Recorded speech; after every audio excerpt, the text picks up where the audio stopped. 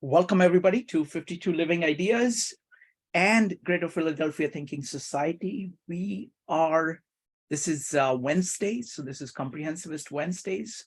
It's wonderful to have Phil here. Today is the second part of What is History? Format.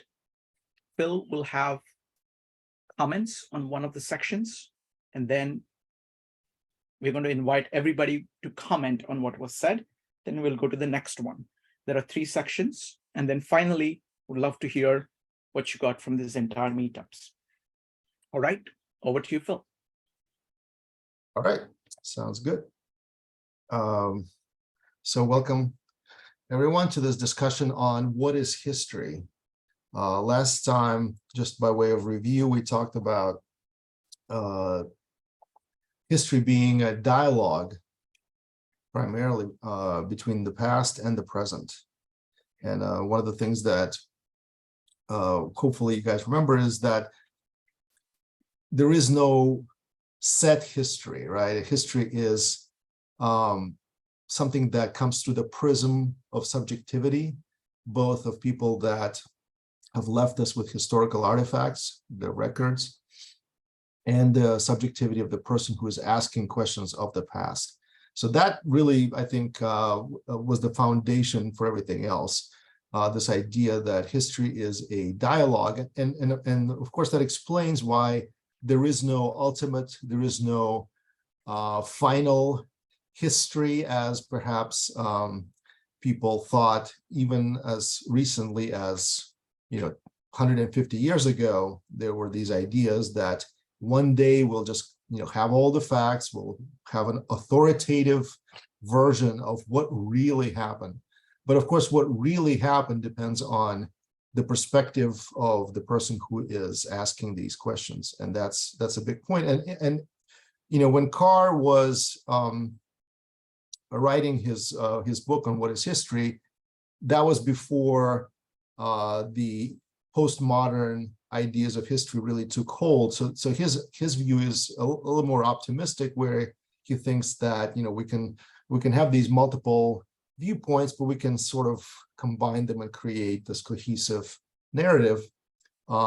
Today, I think people are more skeptical even about that, and that just brings it up to modernity, postmodernity, where we're skeptical of our ability to necessarily create narratives that can be reconciled. And that makes it, makes history really, to me, it doesn't devalue history, but it actually makes it more interesting and more engaging, because it's something that requires our engagement of our critical faculties to try to understand the perspective of the people that have left us specific records or accounts that we're analyzing, and also the perspective of the person who is giving us a particular narrative, combining these historical artifacts and so on. So we left off, I think last time we talked about whether or not history is a science, and obviously that's a lively debate that I think is open. We left it as an open-ended question. The best way we can approach it probably is to say that, depending on your definition of science, history is going to fit into that paradigm or not. If you insist on a more stricter interpretation of science as a kind of methodology of the more traditional methodology of observation and forming hypotheses and testing, then of course in history it's very hard to come up with unbiased observations, number one. But secondly, it's not easy to perform tests. Things happen once, and now we can discuss potential cause and effect relationships, and we'll talk about causality in history in just a moment. But the science in history is a very tricky, open question. So I'll leave it at that for now. I think I'd like to go to the next point, which is the issue of subjectivity in history, specifically from a value judgment / moral perspective standpoint. So is a particular moral judgment or moral standpoint required or part of a historical analysis. And I think if we look at the histories of the past, we will see very much so that there is this element of value judgments that are embedded in a historical narrative. That's what makes it interesting, right? We want to condemn certain things and we want to elevate other things that we think are admirable.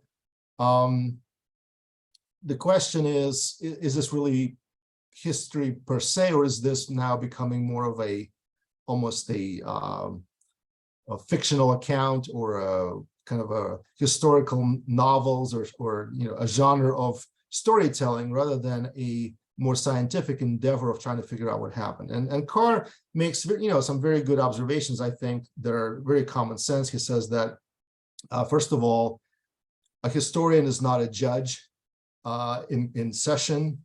He doesn't need to necessarily pass judgments on individuals. They have had their chance. They have been judged by their peers, and the outcomes of their actions have judged them. And so a historian is more interested in understanding what actually happened as opposed to making specific judgment calls as far as individuals go. Now, then he takes the next step and says, well, that's fine, but do we make any kind of moral judgments about public actions and institutions and so on? And there he, in somewhat, I guess, a surprising departure from that, he says, yes, we do need to make it part of a historical narrative. And it goes back to this idea of history as something that can facilitate learning. And, obviously, if you want to learn, we need to have a separation of things that we consider valuable versus things that we want to condemn and try not to repeat. And there, obviously, we can all think of dozens of examples of either institutions or policies or specific public actions, perhaps, which we might want to have some sort of value judgment around, right? So again, this discussion, I hope, again, underscores how much of a subjective character is in a historical narrative, because again, depending on where you're coming from and what things you put value into, the historical narrative in your attention and focus and perspective are going to be entirely different. And a simple example is, I think I've mentioned before, that there have been several schools of historiography in American history. Initially, they were much more patriotic, much more interested in the accomplishments and kind of the grandeur of this tiny nation that has grown to dominate the entire world. And that was the main thesis, right? That was the value judgment that kind of underscored the direction of that history. And today we have very different perspectives, and we ask questions from a different standpoint, and therefore the histories that we write, the facts that we pick from the mass of historical minutia, right, that underlies the past, is completely different. And we end up with a different story, with a different emphasis, and perhaps even with different lessons. All of that, I think, underscores, again, the highly interactive, I would say, nature of history. It's a dialogue, right? It's not just about a recording of something that happened in the past. Things did happen, but what we make of it is very much up to us today, and it's an ongoing discussion. So that's the moral aspect of it, the value judgment aspect of it. There's another interesting point that I want to make, and Carr makes it along the way here, and it says that, well, actually a couple. So one is this idea of, we talked about individual versus society, and what really moves history is that individuals in society that are outstanding and essentially epitomize specific events, or rather specific mass movements in history, or is it just the classes of people, various classes? This is the more Marxist approach, which has become very popular, and perhaps rightly so, because it looks at history not from a standpoint of some simplistic, one person that represents a particular action, but more of a societal changes and changes that are occurring because millions of people are involved. Perhaps we don't know their names, but they're all perhaps symbolized by leaders of this movement or that movement, but it's really the masses of society, not individuals. So with that discussion, the question of moral judgments is also, it kind of dovetails to that, because if we're going to pass any sort of value judgments, they have to necessarily be divorced from judgments of individuals and be more attached to judgments of whole entire classes of people. If we really believe that history is moved by masses, not by individual people, or insofar as it is moved by individuals, they only represent and they only essentially epitomize these mass movements. So Carr also makes that point along the way, and also with that, there's another interesting observation that he makes, which is the following. So whenever something happens, I guess he's talking about some of the more controversial movements in history. For instance, take the Industrial Revolution, seemingly uncontroversial, but when you think about it from a standpoint of a peasant in England or anywhere else, a peasant who has lost his independence, perhaps livelihood, due to the policies at the time that forced a lot of the peasantry off of their land. You may not think that Industrial Revolution was such a great thing. Maybe you didn't think that for some time. Now, eventually, those of us who are alive today will look at it, and for us, we reap the benefits of that, but we were not there suffering from the consequences or from the side effects of that movement in history. So Carr makes an observation that history is always written from the perspective of what actually happened or what prevailed. And history is written by the winners, if you want to summarize it like that. And so we tend to define progressive, or we tend to define things as progressive that ended up winning. However, that's a little bit too easy. A lot of times it's not always very clear, or it should not be very clear, and it should not be dismissed lightly when you have these massive dislocations of society, and there are always winners and losers in those dislocations. So I would say that it is not as uncomplicated as we might want to think. And Carr is, I would say, maybe a little bit too dogmatic there. So he thinks that whatever happens in history pretty much always is kind of this progressive movement overall. The arc of history is towards greater freedom and prosperity, which is, we'll talk about that when we get to history and progress. But that is not always, again, it's not maybe a little bit, jumping ahead a little bit into my postmodern cynicism, I would say that it's not always that clear what constitutes progress when you look at it from a lot of different standpoints. So again, just want to complicate that a little bit and say that this is what makes history so complex and interesting, again, because you have to take into account this idea that history is written by people that have survived and have won. It's not typically written by those who did not.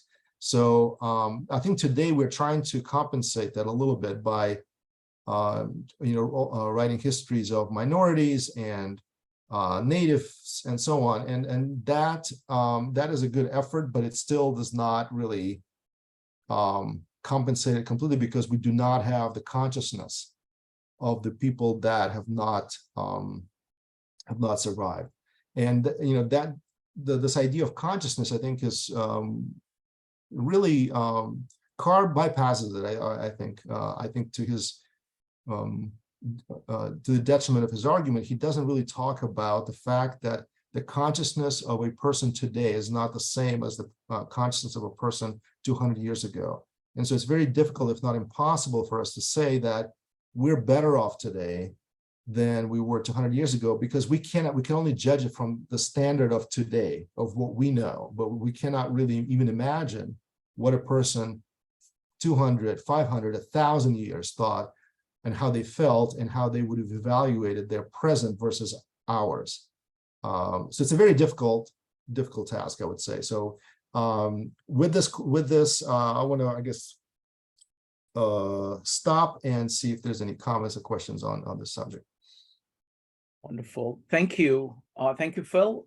Folks, go ahead and type an exclamation mark or raise your hand in Zoom in order to comment on this question of the relationship between value judgments or moral judgments and history. We're going to start with David Sturman, followed by Katie, David Miller, Evanique, and Allison. David Sturman, go ahead. Hi, yeah, interesting. I was wondering if Carr, and I've ordered the book, I don't have it yet, clarified what he would mean as the missing element here, the objective history, the non-subjective account of a history. So that would, I mean, by default, everything we're saying is starting from the subjective, and we're trying to filter or create something that would be objective. What would that be? That would be, we would refer to what any observer could figure out how to report from a situation. So if we would all have an agreement, then we would have reached an objectivity, right? It's something I can separate out by doing something about the judging and observing I'm doing. So it's a common part that we can agree to, as though we're describing something in the world that's an object and it has characteristics that aren't on me. So there's an object there. So that's an objectivity. Is that how he defines objectivity? Because we do this all the time. We judge everything from where we sit. Our moral judgments, our judgments of perspective and, you know, things in the room, but we know how to transform, because of practice, my single position to a universal, global, total agreement position. Yeah, the cup is in the middle of the table. We can all see it from different ways. It looks like it's at the edge here, but we know how to do this, right? So is he saying history cannot be subject to that kind of analysis? And, you know, so given postmodernism is maybe the catch, oh, we're all going to come with our own conceptual schemes, and it's all individual. And my conceptual scheme is culturally context built. Oh, it's so hard for me to speak in objective terms. You see, I don't see that we give up objectivity without giving up a great deal. You know, how would you prove there's no objective approach? And it's complicated by changing mores. Okay, so yeah, my group looks at it one way, other groups look at it, but we can distill out in making a science. That's the objective, is to distill out what's the fixed part. You know, morals per se don't change.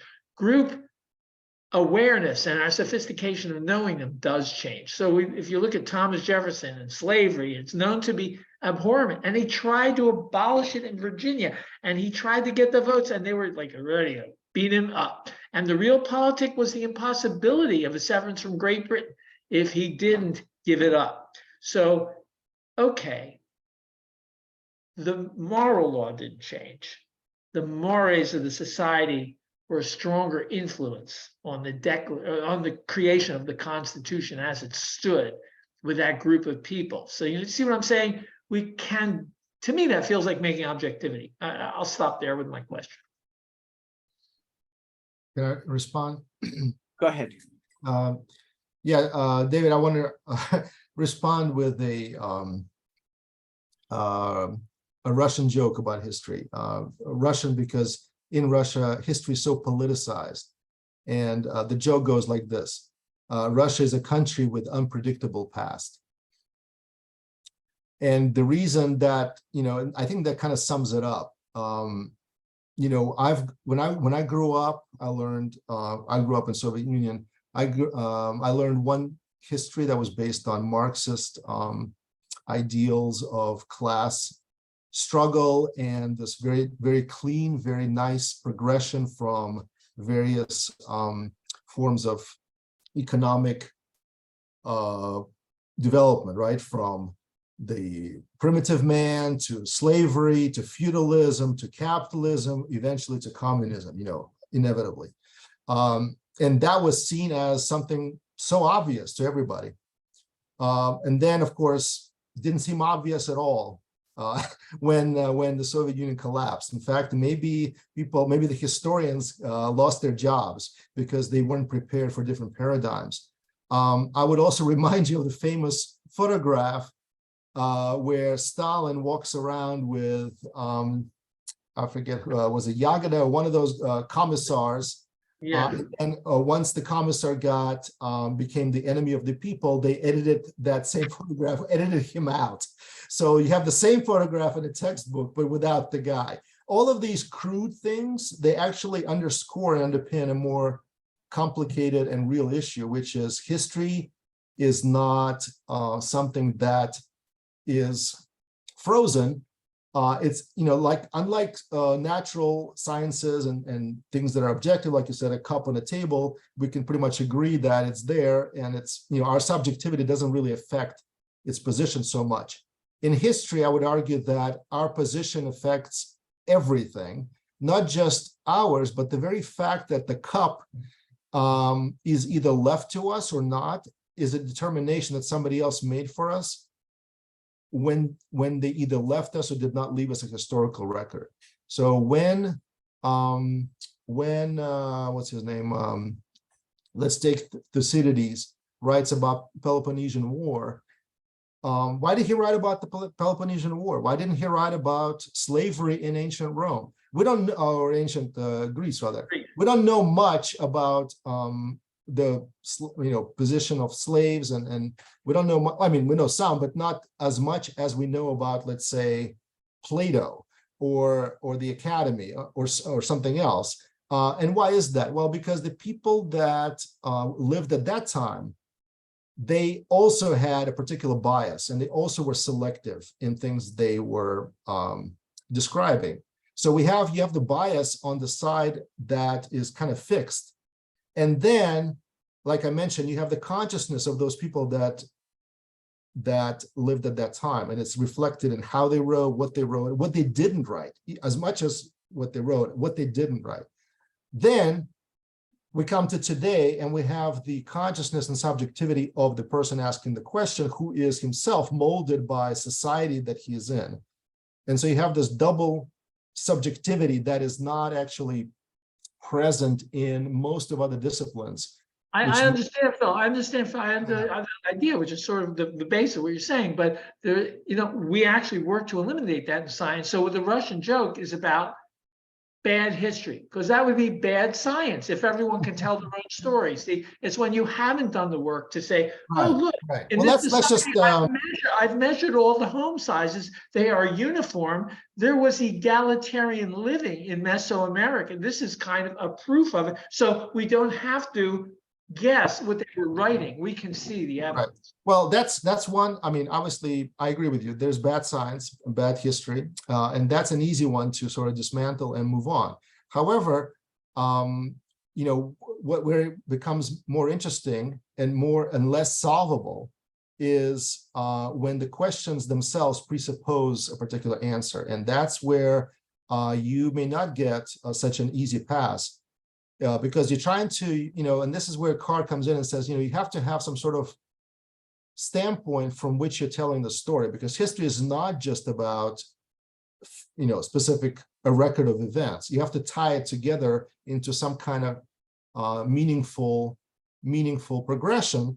And the meaning part the meaning part, that's the glue that actually makes it all work, right? What specific meaning are you trying to give to this chain of events or to that chain of events? And depending on the meaning you're trying to imbue, the chain of events that you will construct, and even the causal chains that you can construct many of them, by the way, and they're not all, quote, bad, in a sense that you can disprove one or the other. It's not that easy, I think, in history to disprove even logically, or using some of the other rules that we have, or tools that we have available to us in other science. It's not as easy, I think, to demonstrate that something is faulty or not. I'll give you one example.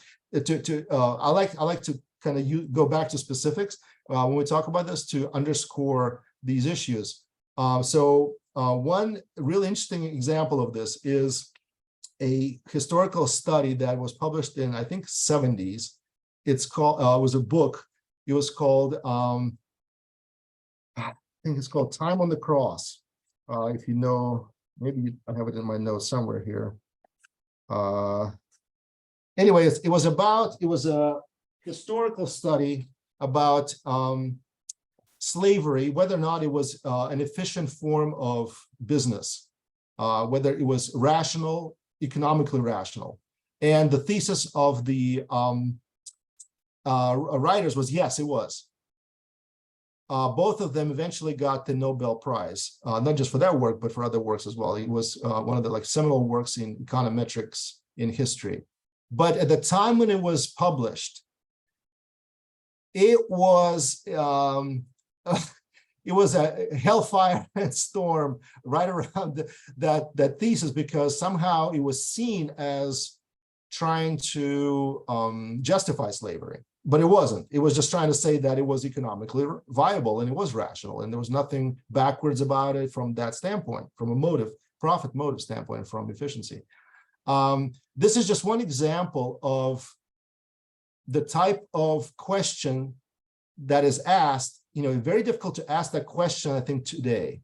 In fact, I'm not even sure if somebody would ask it, but in the 70s, it was still within the limits of the possible, and it was within the limits of the possible to conduct this type of thesis and actually get published.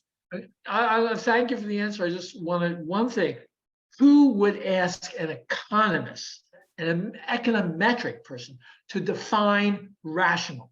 It's the wrong place to start. Obviously, it isn't even any concern for what rationality is. It's about measurement. So yes, they proved something in measurement. They didn't talk about history in the sense of human meaning and philosophy. So of course it made nonsense out of it. Yes, I think that's a tough example. You should call other people. All right, let's get other people. There are lots of people, so let's keep it, and Phil, if you want to comment, you don't have to comment on everything. Whatever you want to comment on, just go ahead and give, send a private exclamation mark. I don't want to put you in a spot. You don't have to comment on everything. Give me a second here. Lots of people here. Katie, David Miller, Evanique, Allison, Bill, and Joe. Katie, go ahead. I was going to have a question or make a comment on the individual and society. Is that okay? Or because you had mentioned please go ahead. Because it was written in 1961, so that we're pre-internet, we're pre-Facebook, we're pre-Bill Gates, there's no Tesla, got Elon Musk. So I'm wondering whether that might have been more true in his time. I agree that sometimes someone like a political figure might embody the opinions of many, but I think there's plenty of individuals that are making a mark. And then my second comment was related to what David was saying, and that was people would always say you have to first agree on the facts. But you guys are also talking about like the selection of the facts, and that's kind of the story you want to tell. Okay. Phil, would you like to comment on anything? Yeah. So Katie, I don't know that the difference between now and the 60s is that drastic to the point that it shifted this idea, the role of individual versus society. I think as Carr points out, individuals have always been influenced by society. They're part of society. We're all part of society, right? Which means we don't operate in a vacuum. Yes, we are definitely more connected today. We're definitely more influenced today, maybe more easily manipulated today than we were in the 60s or 100 years ago or 200 years ago. But I don't think at any point in time, individuals could completely separate themselves from the influence of the larger society. So I think that's the main point that Carr makes, is that whatever outstanding individuals in history are prominent, it's not just them by themselves. They represent, first of all, they grew out of larger masses of people, and they represent not just their own private viewpoint, but they represent a public sentiment that was prevalent. Otherwise, we would not have known about them. And so they are the ones, we know their names, but we don't know the names of millions of anonymous supporters who fueled their success, or they or provided the support, that provided the base for their success. So yeah, I don't know that 60s in that sense was any different than today, or any different than 200 years ago. Thank you, Phil. Next up is David Miller. David, go ahead. Yes, well, in the study of history, where the moral and value judgment of the individual is vitally important, is in the historian himself or herself. We're dealing with historians when we're studying history, and it's their moral and value judgments which are, as I said, vitally important. And yes, of course, they're influenced by their social milieu, yes. But at the same time, that social milieu is acting on an individual, it's acting on you, and it will depend on your psychological disposition as to how possibly how you interpret that history. And when you come to ancient history, that even involves the people who wrote the original texts or chiseled the original inscriptions, although that might have been a group of people who were doing that. So the psychological predisposition is so important, particularly in ancient religious history. It's going to depend very much on you psychologically if you wish to be, if you wish to dominate or be dominated. In other words, to be protected. And your value judgments will quite possibly be influenced by those psychological predispositions. It will depend whether you tend to be a security seeker or a risk taker. It will quite possibly depend on your whether or not you've got masculinist attitudes. And of course, most of history has been written by males, and therefore we males value, the fight. To be a man, you have to fight. So consequently, if you take a thing like the Penguin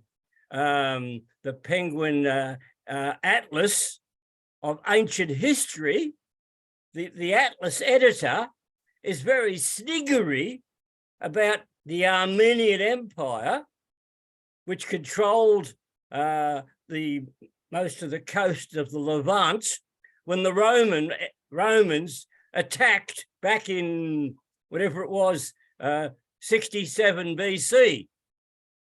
And because they walked into the area without having to fight their way in, he's quite abusive about them.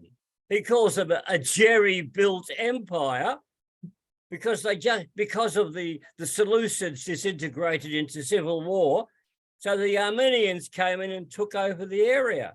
They didn't have to fight to control it. They more or less walked in. So there is the psychological disposition of our historian who's written, you know, the Penguin Atlas of ancient history. So it just shows you how much the individual psychological predisposition of the historians is what we've got to deal with.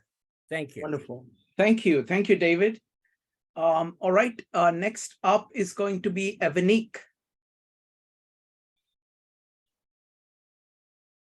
Yeah, so when I was listening to Phil and he was talking about, you know, looking at different things in history and how we benefited from it, but you don't take it from the perspective of the people that had to go through it. And he used the peasants as examples. I immediately thought of like, and the question of what do we value in history, or what was valued.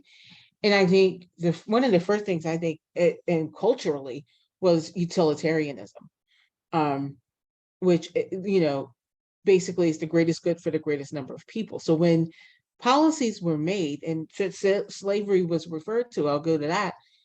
That's what was looked upon when we had policies for slavery and also policies against slavery. I think the moral compass of the leaders of the country was that of utility. If you look at Thomas Jefferson, I think Phil put it up, but it might have been Dave, that I think it was actually Dave, that, you know, like Thomas Jefferson did not agree with slavery and he wanted to abolish it. But at the end of the day, we wouldn't have the United States of America, because then that would have caused a division, right? And so he had to make a decision, and, you know, people can judge him for it, and people can, you know, now I think in 2023, people judge him more harshly than they did before. And I think one of the things we have to look at is that, we're looking at it from a 2023 perspective. And if we're not careful, we can repeat that exact thing. You know, even if you think you're on the moral right of something, it can be repeated if you don't understand it. And the only way you can understand it is to understand the historical context and the big picture as a whole. Same is true with Abraham Lincoln. He will tell you that he didn't agree with slavery, but he would tell you that if he could have kept the country unified, even if it meant, you know, not freeing the slaves, he would have done so. And again, you see, it's a pattern of utility. The greatest good for the greatest number of people. Even the United States is, we do the vote as, you know, the majority, right? Like what is good for the majority of people. I think only recently have we seen that the minority is taken into account. And just thinking of minority, don't think of it as just color. I think you have to think of it as a majority versus minority opinion. And, you know, today they talk about the silent majority. And what does that really, I think what does that really mean is that there's a lot of people, there's a tyranny of the minority. And I think that's what we were trying to avoid. But what you have to look at is that that's what they were trying to avoid back then too. So I think if you wanted to say, what was the value? What did we value? I think you could say that for the most part, people value utility. What is the greatest good for the greatest number of people, right or wrong? And then another thing I wanted to bring up is the ends justifying the means. And I think a lot of us would like to say that we don't agree with that, but throughout history, there have been those cases of the ends justifying the means. And I'm going to bring up another historical example of Henrietta Lacks, who was an African-American woman who was experimented on. Now, there were a lot of developments, or a lot of developments in medicine in terms of gynecology because of her. But she's the one who had to go through it. Like, would I wanted to be in her shoes? No. Did she even volunteer that? No. Is it sad? Yes. But if it wasn't for that, how many women would not have been saved? right? So we do sometimes say that ends justify the means, and you can go throughout history and look at that. So I think if you're looking at what we truly valued and not what we should have valued, I think it's utility. And I think, and I forget the exact name of it, but it's the ends that justify the means. And is it moral? Well, I guess it depends on who you ask. So that's my 2 Wonderful. cents. Thank you. Thank you, Evanique. Next up is going to be Allison, followed by Bill and Joe. Allison. So my undergraduate degree is in history, and I'm certified to teach at kindergarten through 12th grade. One of the things that I've noticed is that there's a big change between how history is taught K through 12 versus in college. In college, generally speaking, it's much more about trying to analyze why historical things happened, and really looking at all the different things that affected, different things that happened, and looking for patterns. K through 12, it's more about presenting the information and just kind of presenting the facts. But the thing is that also changes depending on the class of the school. I read this really great article in graduate school about it, and they said that basically in more working class neighborhoods, schools are structured to mimic factories.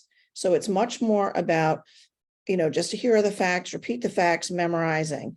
And schools where most of the parents are executives, those schools, the information is taught in a way so that the kids are taught to analyze things. And basically, it's never about just memorizing dates. It's about kind of like what you do in college, where you're analyzing information. And that's true whether it's with literature or history or anything really. So you've got that factor in it.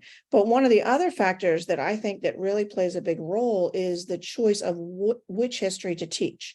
So in the United States, mostly kids spend most of their time learning American and European history. A few schools here and there will offer maybe one class, maybe two in African history, maybe one in Asian history, maybe one in Latin American history, but almost nothing. And that, I think, is the biggest problem in a sense, because what happens is that even when kids are taught about African history, they're taught about it again through a European lens. So it's always, the focus is always on slavery. It's never on African kings, they're not learning anything about that.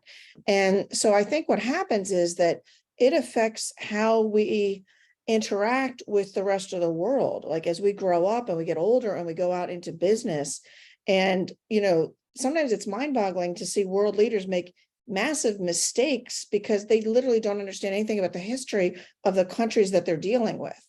And, some of the world leaders have taken upon themselves to really learn about these things, and some of them don't.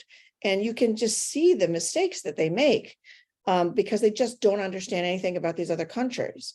And I don't know how, what kind of history is taught, like in Australia or in Europe.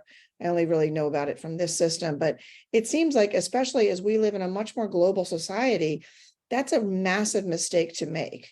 And then, my last point is just about, kind of the attacks on education right now, because you've got these different people trying to control this narrative of what's taught in schools. And it's been this way for a long time, where, a big thing is trying to control the textbook companies. And I have noticed myself just in the last 2 years that textbooks have been rewritten. And this is from, I'm a teacher, from major, I won't say the names, but major big textbook companies have removed information that I guess they think might be controversial. So they're removing it before they get attacked. And that to me is a very dangerous road to go on, because it seems to me that, the more you educate children, then they can make their own decisions. But removing information from that, I don't know, it's just a pretty scary road for us to go down, I really think. And then my last thing that I actually say to my students all the time is I quote Mark Twain. I quote Mark Twain and Malcolm X, and I say, Mark Twain, my favorite quote is, never let school get in the way of your education. So school is a starting point for an education, not the ending point. Continue to read, continue to grow. And then the other one is Malcolm X, knowledge is power. So I don't know, those are my thoughts about it. Thank you. Thank you, Allison. Phil, go ahead. Yeah, I just want to quickly respond. I'm not going to be trying not to be long. Allison, thank you so much for this comment. This again, to me, is a perfect way to underscore how history is not just something unemotional, I would say, as or unbiased as physics or chemistry. And the reason for the school curriculum being the way it is, I would say, is perhaps because in society we look at history as something that can potentially bind us together. It's not a bad thing necessarily, but it's not necessarily there to give you a variety of different viewpoints, because a variety of different viewpoints is not going to unify a country, for instance. The more totalitarian a country is, the more they understand this and the more they seize on history as means of unification. And in fact, I think the interest in history really reached its height in the 1800s, when you had all this nation forming going on in Europe, and everybody started to create these stories about the nation myths. You had German nation myths, you had Italian, the German unification, Italian unification. Even in Russia, there were very strong myths about. When I say myths, I mean stories. They were not. They didn't invent facts. What they did is they selectively picked specific things that would highlight a particular story, a narrative. And I think the same is going on today. And these narratives are constantly changing because society values different things at different times. So that's all I'm going to say. Thanks, Phil. Next up is going to be Bill, followed by Joe. Bill. Thanks. So I read the chapter on causation carefully, and I finished reading it during the meetup now carefully, and I read the chapter on progress carefully. So in the chapter on causation, Carr really does take a stand that an historian can distinguish between a valid explanation and an invalid explanation. And he does not use the phrase hypothesis testing, but it's the same thing. Doing hypothesis testing to distinguish between a valid hypothesis and an invalid hypothesis. So I would characterize Carr's view of causation as historians study it differently than the way Philip characterized it. While Philip is correct that there are some who think history is such a different set of phenomenon that it cannot be studied scientifically, there are plenty of historians and social scientists in academia and others in the world who are paid a living to learn lessons from the past, who do think scientific hypothesis testing on history is possible to distinguish valid hypotheses from invalid hypotheses.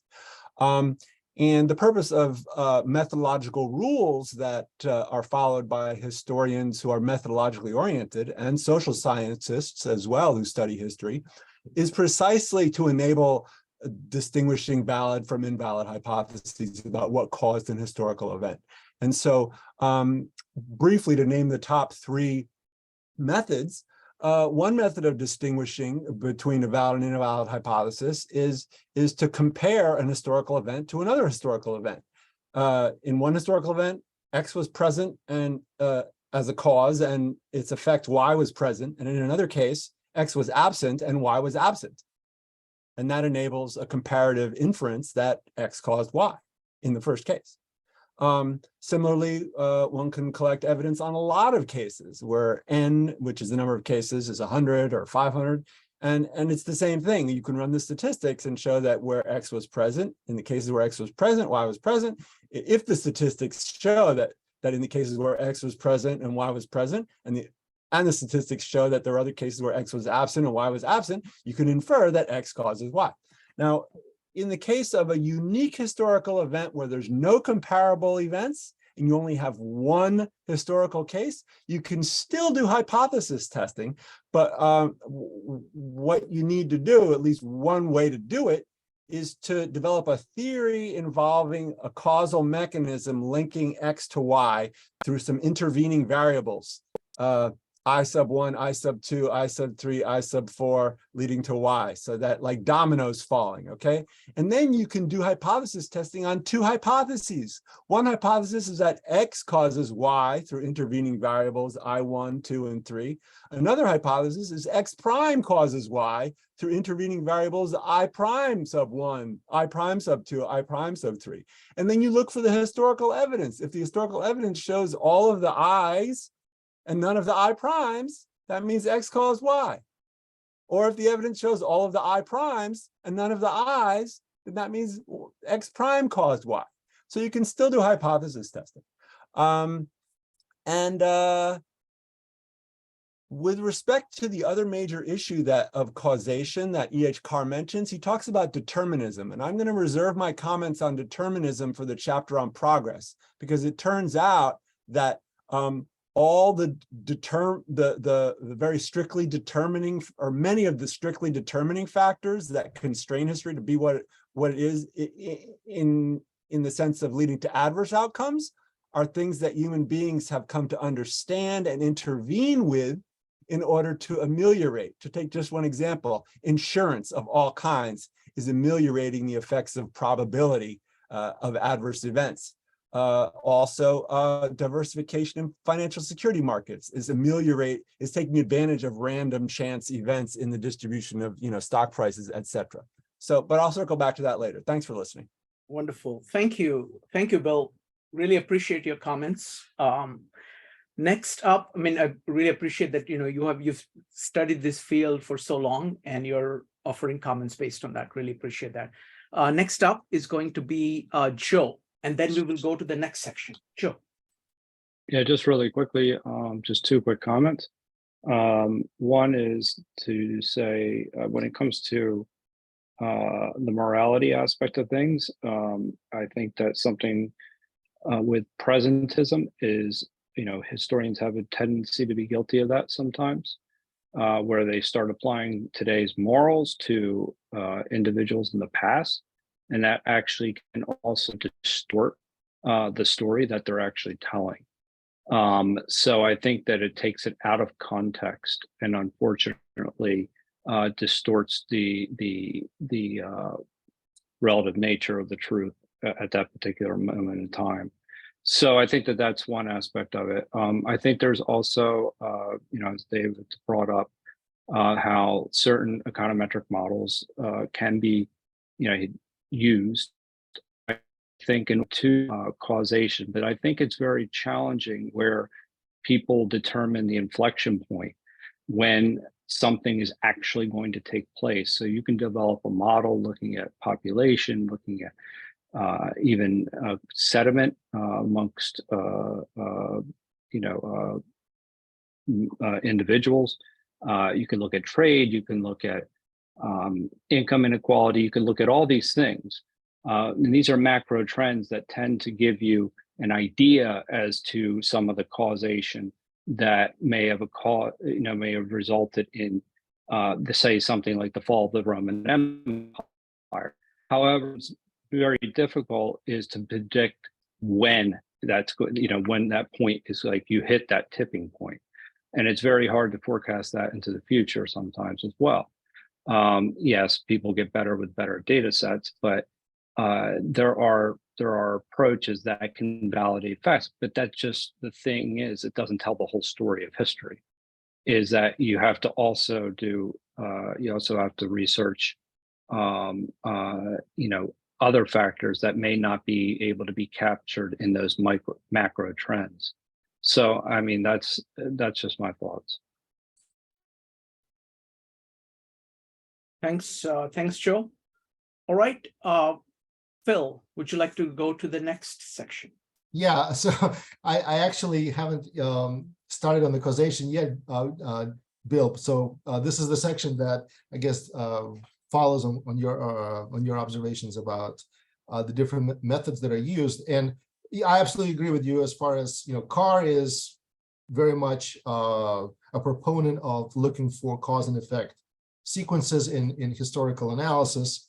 Let me just briefly mention a couple of things that he mentioned, that he underlines there, and then I will maybe offer some of my not critique so much, but maybe a more questionable outlook on what he does. So, as far as causation in history, obviously, that's a major part of historical narratives and historical research, analysis, whatever you want to call it, is looking for generalizations, looking for these cause and effect chains in history. How do historians do it? Well, I guess principle number one that Carr mentions is the fact that most things that happen in history have not a single cause, but a variety, multiplicity of causes. And once you identify whatever that multiplicity, whatever that set of causes, potential causes are, then you try to orient around ordering them in terms of importance and in terms of proportionally what effect they have. Then there's also this idea that causes are hierarchical in nature. So there are minor things that percolate up, and there's basically this idea of multiple levels of causation, layers of causation that are present within any specific phenomenon. And that's, it makes it obviously more complicated to create these sequences and try to test them. And finally, there's this issue of, two issues that have to be addressed, by historians. One is this issue of determinism. The other one is the opposite issue, the issue of chance. So how do you account for both of these things? So the problem with determinism is, if we orient our historical narrative around these cause and effect chains, then it seems like everything is bound to happen, and there is no agency left to us as individuals or as groups, classes, and so on, because we're just stuck in this matrix of cause and effect connections, right? How do we, we seemingly cannot escape it. So that's objection number one that Carr deals with, and he says that there is really no problem here. Like the idea of individual free will is actually not at risk by these explanations in history. We don't doubt our own free will or our own responsibility just because we can formulate a hypothesis about what event A reasonably caused event B. So that, I think that I'm perfectly, I think that I'm okay with that explanation. I think it's reasonable. I don't know a lot of people that are troubled by determinism in history, because I think the problem is on the other side. The problem is there's so many chance events and accidents, seeming accidents in history, that when somebody comes up and says, I have a good or a sort of final explanation as to what caused this, then that actually raises a lot of questions and a lot of criticism, I would say. And so the issue of chance, right? The issue of accidents, accidental in history. Carr tries to posit that there are different ways of dealing with that. And one way is just to ignore it. And I think that's pretty much what he does. He says a serious historian ignores chance events as not important because they are overruled by general causes. So an example would be Cleopatra's nose. We mentioned it last time. Cleopatra, a beautiful woman, apparently she had such a fascinating shape of a nose that Mark Antony was just completely taken in with her, and therefore the Battle of Actium turned not on any sort of military situation or factors, but on her nose. So the prettiness of her nose. So that's a kind of a jocular way of saying that there are these chance events that seemingly have outsized effects. So there are other examples of that. I mean, there, Carr cites sudden sickness of Lenin around 1920s that probably led to the rise of Joseph Stalin as the next ruler, which of course had enormous weight and effect on history that followed. So again, a chance event like that. And there are lots and lots of others we can think of. So how do we deal with the accidental in history? How does it affect all of these beautiful causal chains? So Carr offers a couple of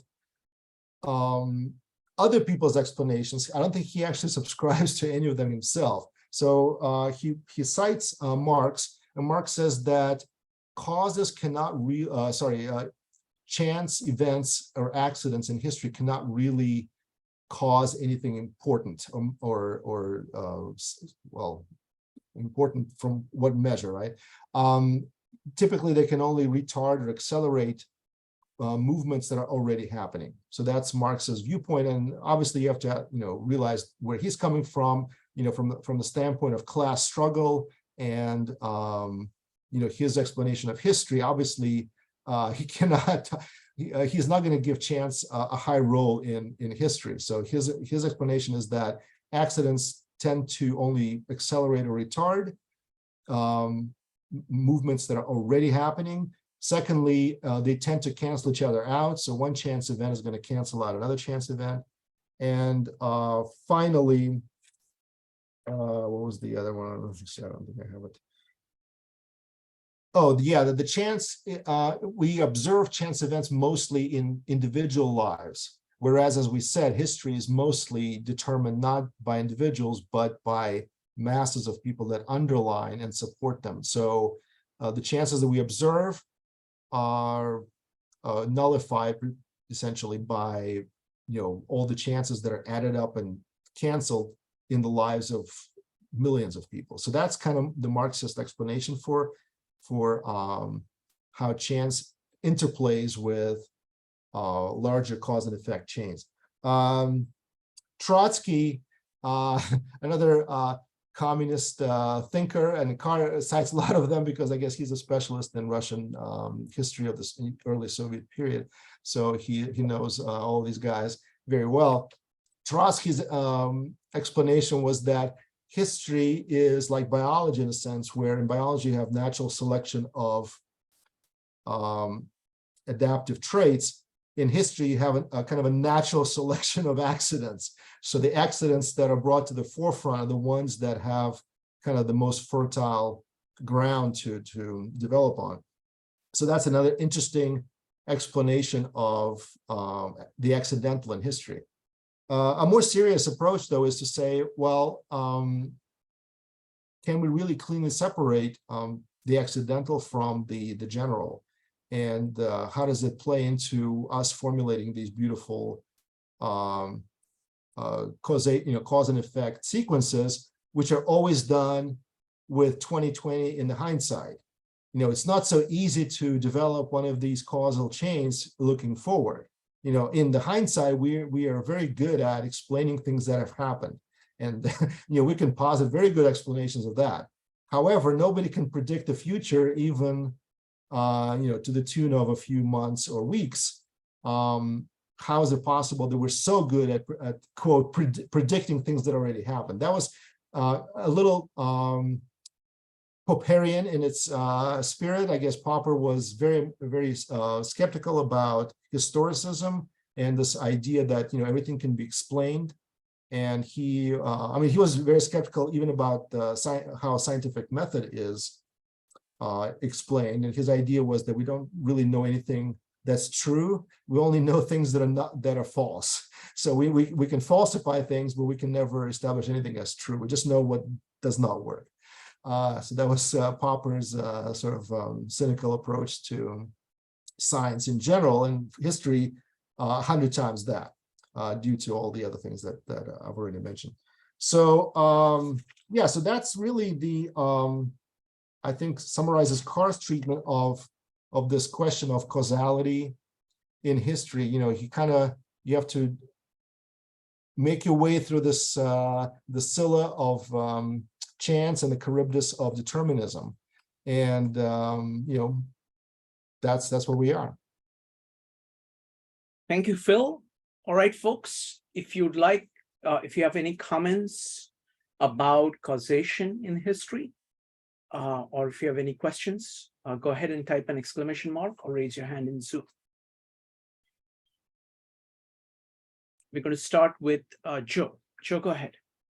Yeah, so I mean, I think it's pretty interesting in the sense that you could try this counterfactual approach as far as testing your hypothesis, the storyline, in the sense that what if kind of thing. And I guess that's what Popper would be talking about in a way, in the sense that you're trying to disprove some of your theories.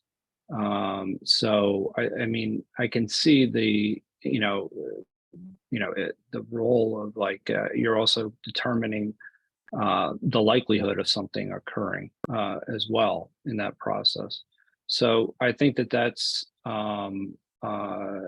something that could be useful as far as a tool when you're talking about, you have this theory and other scenarios and what other contingencies could have occurred. And it kind of starts to fill in the blanks a little bit, in my opinion. Thanks, Joe. Anybody else wants to comment on this? I'll just make a short comment. I like the Popperian approach.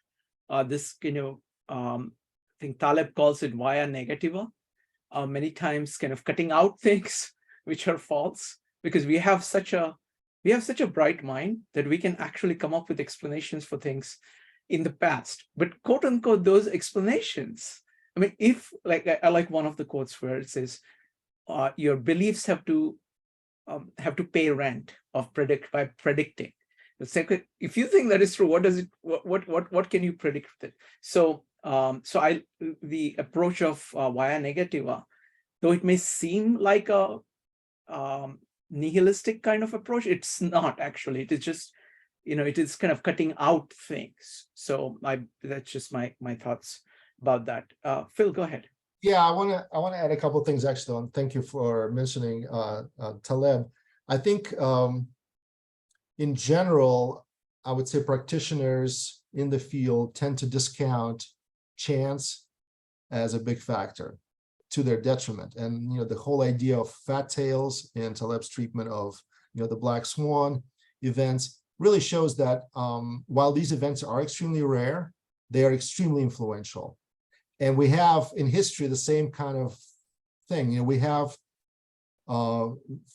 few far in between really jolts in history, and it's hard to predict them necessarily.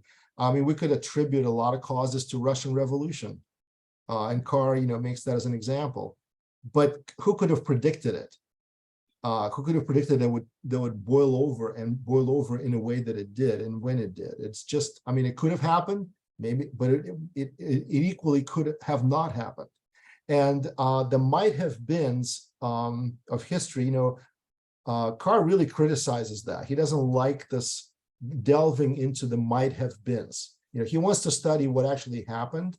And I have to say it's to me, it's a little too utilitarian, too pragmatic. It ignores the chance of how it could have been differently. And again, this goes back to the determinism part of this. So there is something in the deterministic approach to history that negates both responsibility and agency. I feel like, if everything is just bound up to happen, then there's this sense that really first of all, doesn't matter what we do, as even not just as individuals, but as groups of people, because there's this machine of history that kind of grinds on and will eventually, things will happen a certain way. Like Carr mentions Industrial Revolution, and he doesn't even question.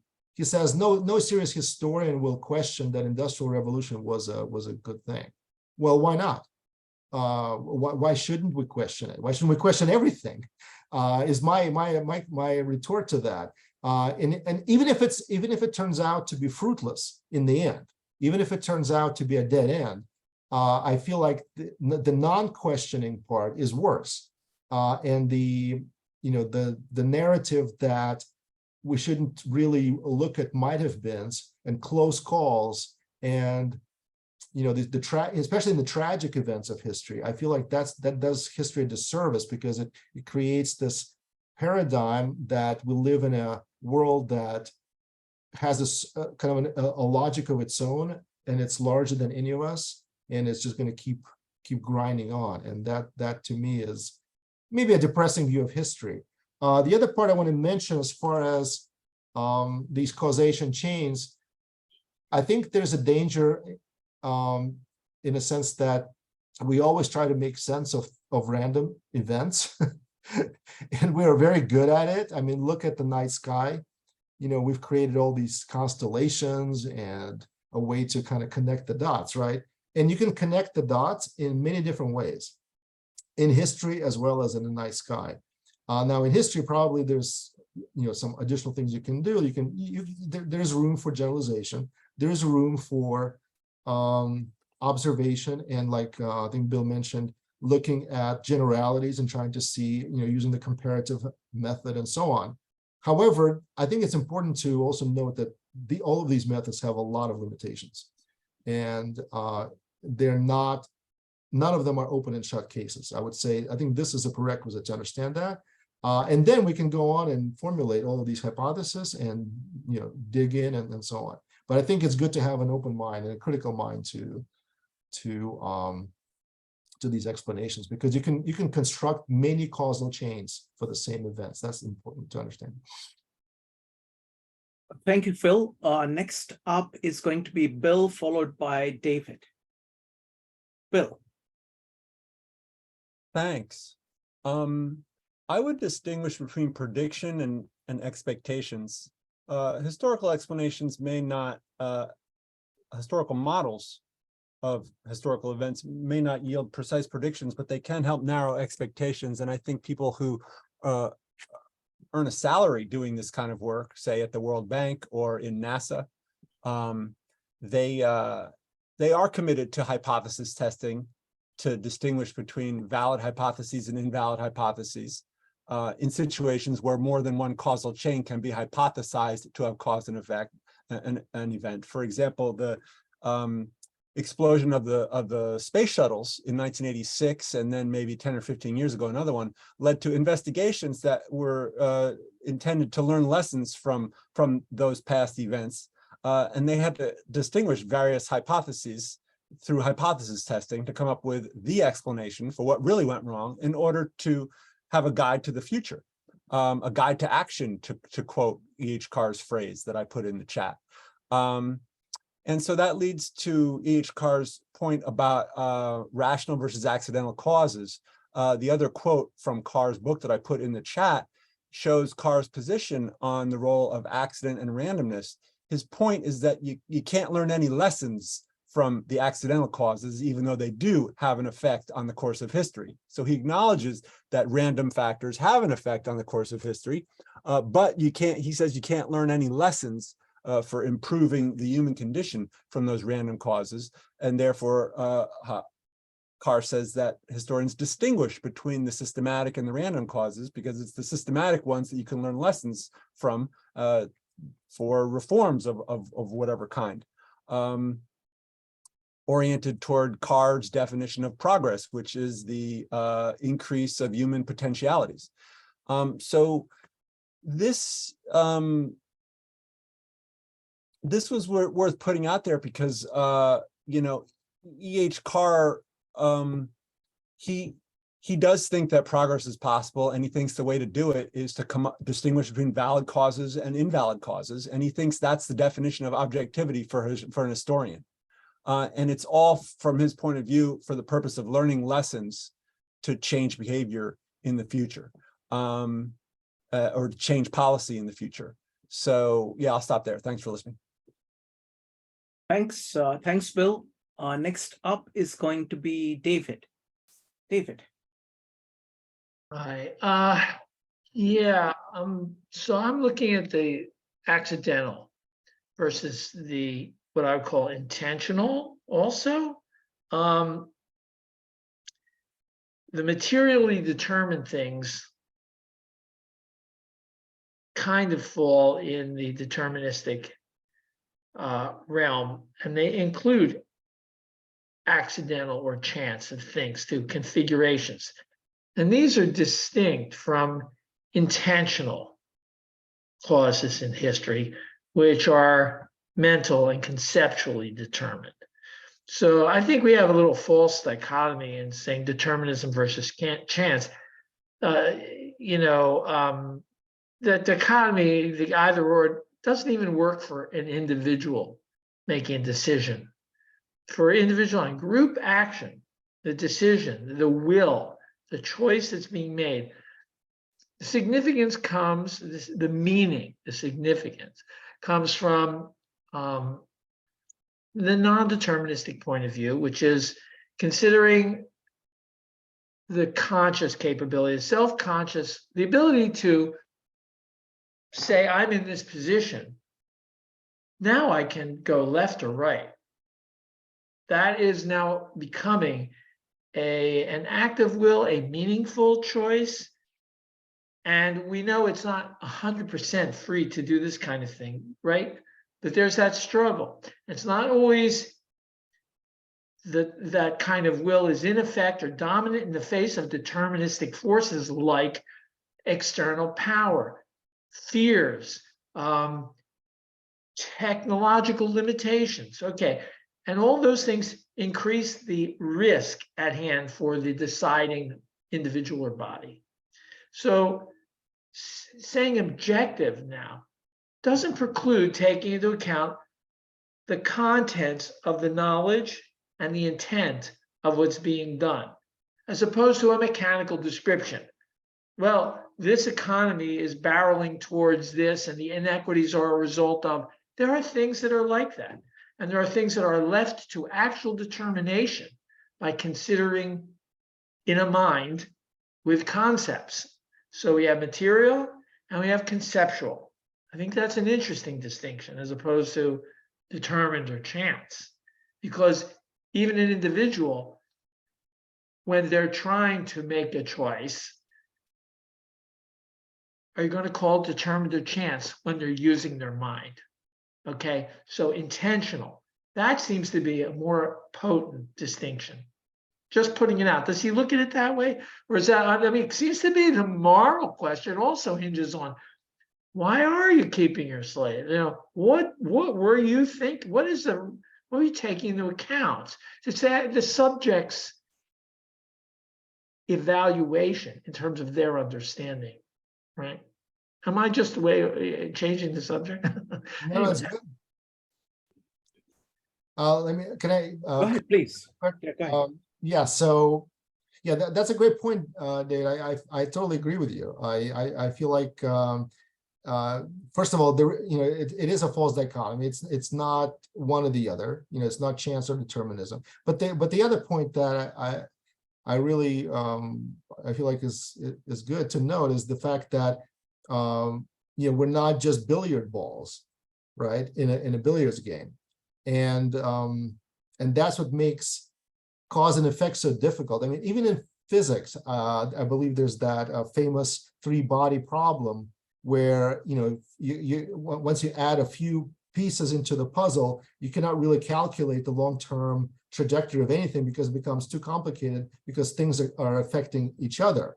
Now, that's assuming that these bodies are inert in themselves, unlike human beings who are, in fact, unpredictable and irrational. The irrationality of people has actually become a somewhat of a subject in economics, right? Daniel Kahneman won a Nobel Prize for his work on the fact that people do not make rational economic decisions, and we have to account for it. Whereas the classical kind of Adam Smith type economics assumed that people would always make rational decisions given a specific situation. So in history, obviously, we also have to account for the fact that people are irrational. Number one, they don't always do what they think they want to do. They don't always follow the same objectives. So there's a lot of that that goes into, you know, an analysis, right? You have to assume, you can't always assume that people are rational actors and purely dispassionate and so on. Well, thank you. You know, we don't have a 3-body problem. We've got a 8 billion body problem of people having that agency within them and interacting with a lot more than 8 billion connections between them, and all of them being, you know, live connections. So it is a very large, very complex problem. Thank you. Let's see. Does anybody else have anything? Otherwise, let's go to the final section. Let's actually go to the next section. Oh, no, wait a minute. Evanik has something, after which we'll go to the next section, because I want to leave some time for any concluding thoughts that anybody would have about this, you know, because I really want to hear, what did you get from this discussion of history? You know, what do you think is the state of history? Just your take on history based on everything that you've heard so far and whatever it is that you have looked at in history. Evanik, go ahead. I just wanted to make one quick point. I think Phil alluded to it, that you know, we always look at history as to make sure that things that happened before doesn't happen again. And I think we always looked, at least in the United States, I can't speak for the world, but in the United States, I think we looked at it as so that people wouldn't do the same things or think the same way. And I think that's an inherent mistake. I think when Phil mentioned the Challenger and the other spaceship that crashed, they looked at it to see what went wrong and, you know, how do we prevent that from happening? And I think part of that study of history is not so much to change people's minds, is to see what happened when people's minds allow for slavery, allow for these things that now we see as detrimental. But they didn't really see it as detrimental back then. They didn't really see it. They saw people as, you know, labor, and they saw people as free labor. And in some cases, they saw people as akin to an animal. For some people, that's not going to change. Some people still think that way. But how do you prevent, or how do you build in a system that doesn't allow for that, that doesn't allow for people like that to take lead? Or can you? That's the real question. So those were just some thoughts that I had from what Phil said earlier. Thank you, Evanik. All right, Phil, let's go to the final section. All right, so I actually want to make a little transition to the final section from this question of causality. So right at the very end of that chapter on causality, Carr makes a very interesting pronouncement. I want to quote him because I feel like it's really pivotal to what we're talking about. So he says, accidental causes cannot be generalized. You know, we mentioned that. And since they're in the fullest sense of the word unique, they teach no lessons and lead to no conclusions. But here I must take another point. It is precisely this notion of an end in view which provides the key to our treatment of causation in history. And this necessarily involves value judgments. So when I read this, I actually set up, I thought, wow, this is some pronouncement. Basically, he just said that these cause and effect chains, which we think of as scientific and objective and so on, he says you cannot make them without value judgments. And causality, in the next sentence, causality is bound up with interpretation. So this, of course, brings us to the next section, which is, well, what is this value judgment that we need to make in order to even create these cause and effect chains? Well, as far as Carr is concerned, you have to have some idea of directionality in history.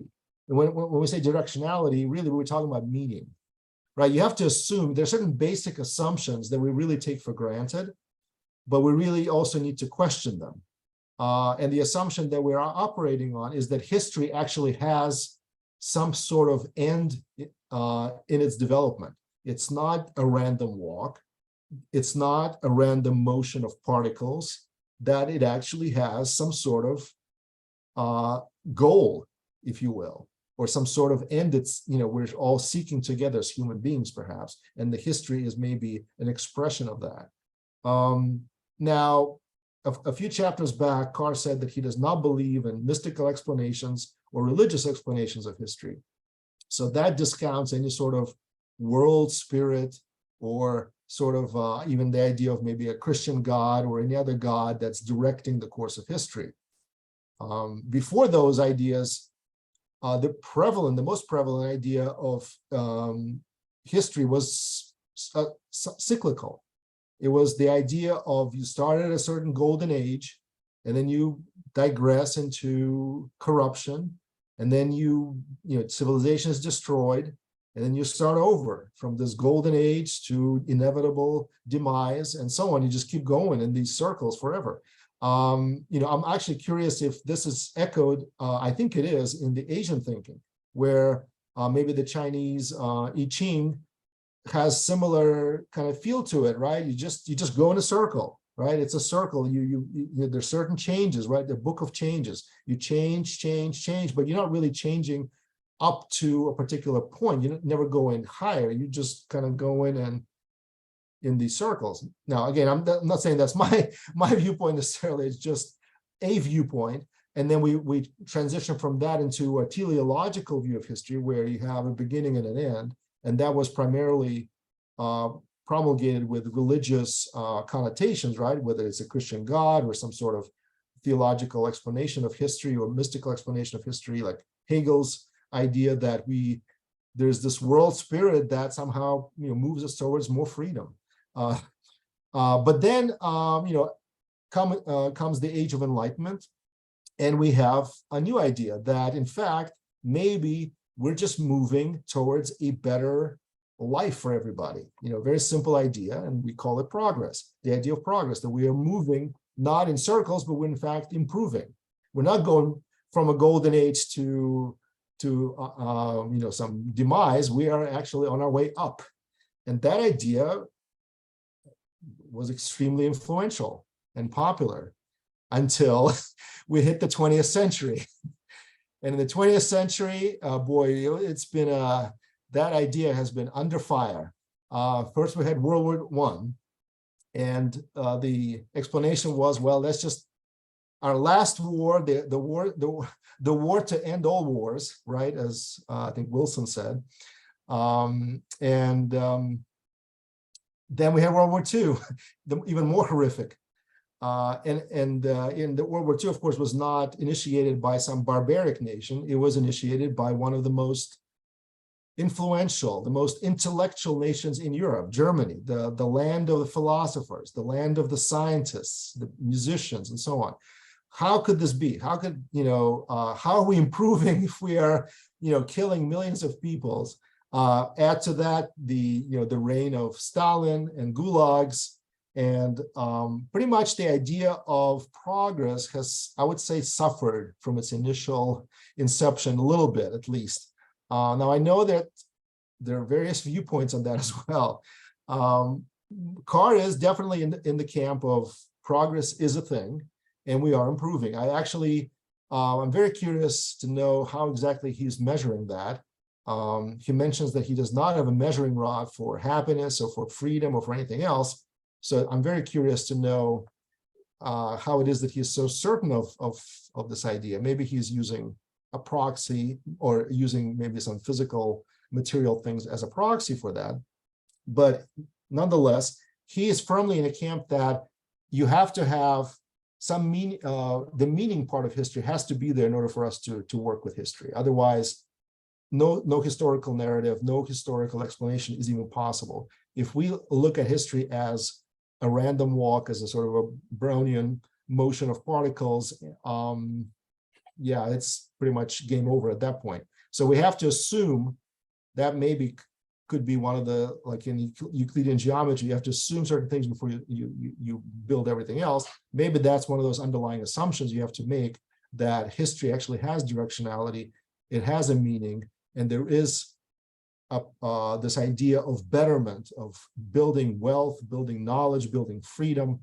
And from that standpoint, then we can create our causal chains, we can create historical narratives, we can build some sort of, framework around that.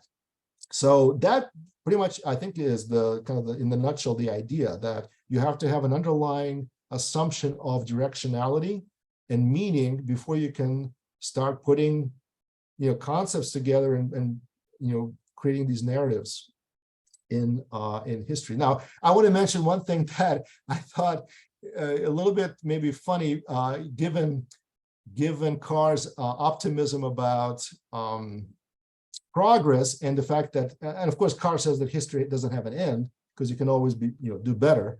But I thought it was pretty funny that, only a few short years ago, and I guess a couple of years after Carr's death, Francis Fukuyama published his famous book on the end of history. He publishes that work where he says that we've reached this golden age, the liberal democracy has triumphed everywhere. And then a few years afterwards, he publishes another book where he takes it back and says, no, actually, maybe I was a little too optimistic there, and we still have some history left to go. So anyway, I just thought it's very apropos of our discussion of the progress of history, the directionality of history. Does history have an end, right? What happens if we've reached some nirvana? Anyway, that's all I'm going to say here. Wonderful. Thank you. Folks, if you have comments about the trajectory of history, whether it is cyclical, linear, spiral, parabolic shape, zigzag, flat, and why, just go ahead and type an exclamation mark. Would love to hear from you. Go ahead and type exclamation mark or raise your hand in Zoom.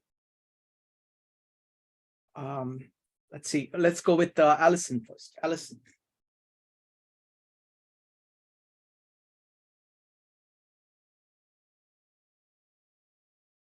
Yeah, I don't think we change a whole lot, to be honest.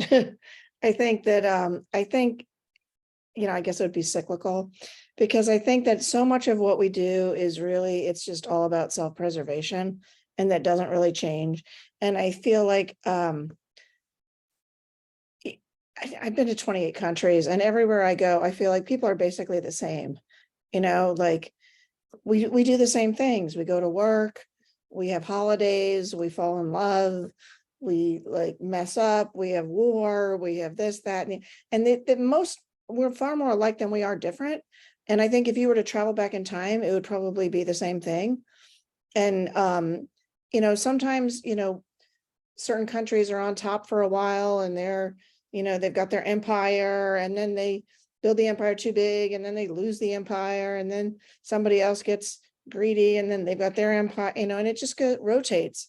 And sometimes, like, the thing I used to wrestle with a lot was like, why did Europe take over so many countries? Is there something about Europeans that just made them really awful? But then I just think, no, it's just that their greedy era coincided with the technology that allowed them to do that.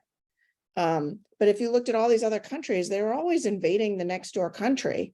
It's just that when we reached a point where you kind of like dovetailed the technology, between like guns and boats, guns and boats probably weren't the best combination, because they, did a lot of really bad things when they could travel far and kill people easily. But the thing is, like, even, like, I remember for a long time, people said, oh, the Mayans were so peaceful. And then the more that they started learning about the history, they realized they were killing each other too. So I would like to think that we're evolving into something else, but I kind of think we're just not. Like, this is just who we are. And we just keep repeating it, and it just sort of changes as to who's on top, then somebody else, then somebody else. But this is just kind of like who we are, as I think sometimes we like to think that we're so different from animals, and we're just like, animals are instinctual. We are not. We can think. Well, maybe we can think, but we still do the same stupid things that animals do. Like we're really not very different, and our behavior is just not that different from animals' behavior at all. So that's kind of what I thought. Thank you. Thank you, Allison. Bill, did you want to comment on the progress section?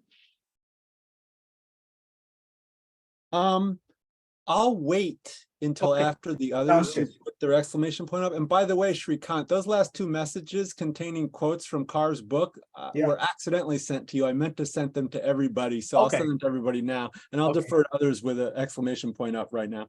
Wonderful. Thank you. Next up is going to be Joe, Maritza, Masood, and Roberto. Joe.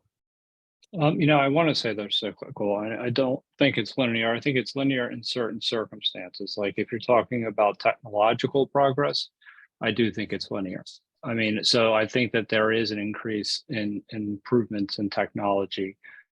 And I think that there's also, to a certain degree, depending on how you write history or view history. I mean, if you were reading somebody like Steven Pinker's book, he would actually very much say that it is somewhat linear in the sense that we're doing better than we've ever done before in a variety of metrics.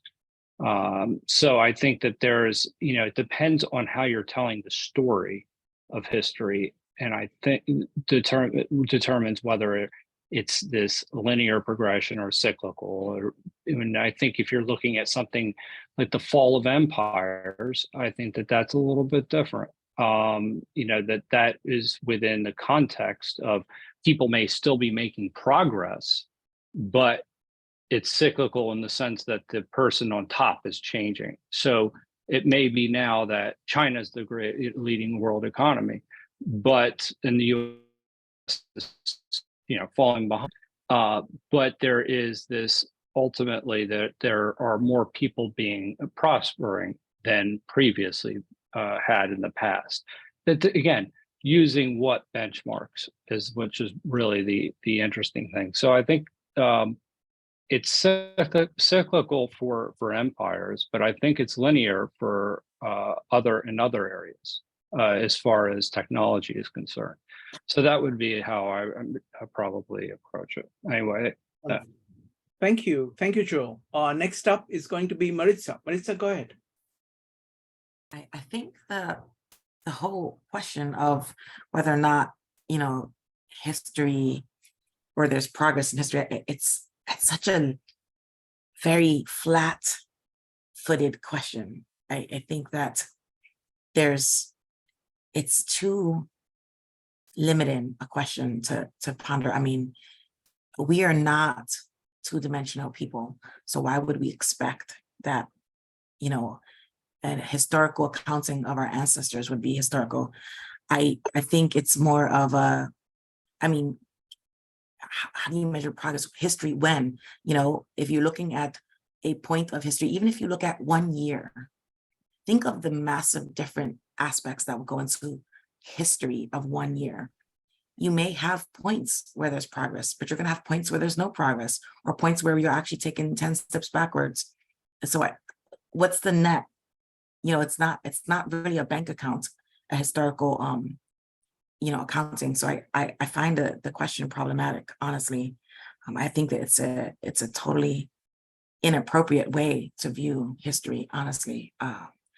The idea of history is, we have these story preservers is what would make a historian, right?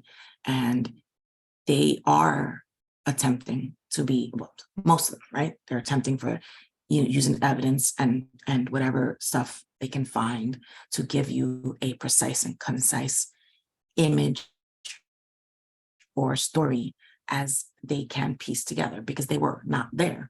Now, there are some we find accountings from people who were there in that time who've left maybe a diary or something. But again, we human beings as storytellers, we're the unreliable narrator. And I think forgetting that is a problem. History is not an absolute, and it's not, I almost want to say it's not linear, because you could put a timeline, but there's so many other that have to be interwoven that essentially you find an ebbing and flowing of a culture, of a society, of a people's. And that's, I don't know that I don't know if I'm agreeing or disagreeing with Carr here, but those are just kind of my 2 cents on this topic. Thank you. Wonderful. Thank you. Thank you, Maritza. Next up is going to be Masood, followed by Bob. Masood. Thank you, Philip, again for the great presentation. My question and comment is about the implications. So you're a historian, you read Carr. How does it make a difference to your job after it's done? So I'm thinking on one extreme, you will say, okay, the whole history is made up, it's just a tool, it's an ideological tool, you can use it to create resentment against another country, to start a war, or you could use it for nation building, as you said. But that would, in a sense, imply that there is no place for history in academia, because it's not research, it's just building a story. Another problem with this extreme view is if there is really no fine line between social sciences, even psychology, up to sociology and history. There's really no fine line. So if we really take that way, you'll have to kind of say all the other stuff that we talk about humans are complete nonsense if we say history cannot have hypotheses or anything. But, of course, we have economics and you have central banks and treasury. So that would mean we have to kind of shut them down. So another way we could look at it is say, okay, he is kind of injecting some skepticism, so we pay more attention. So I might look at the history told from Soviets, from their enemy or different side, kind of aggregate them and say, okay, these are all different views. I can have a more objective, probably the word objective is not very appropriate, way of looking at the whole history. So, but that means this is pretty similar to what we have as replication crisis in social science. We've had it for a couple of decades. So I really struggle with the actual contribution of Carr. Thank you. Phil, would you like to answer that? What are your takeaways from Carr? Yeah, so I absolutely get where you're coming from, Masood. And I have to say, I'm struggling with it myself. And maybe that's the main takeaway, is to make us a little bit less comfortable with these positions that have not been, we have not reflected through, right? The whole idea, the whole point of this is to invite additional scrutiny and reflection, and hopefully we can come back to the, the Enlightenment position at some point, but with a better understanding of its limitations and of, kind of this attitude of trust but verify, right?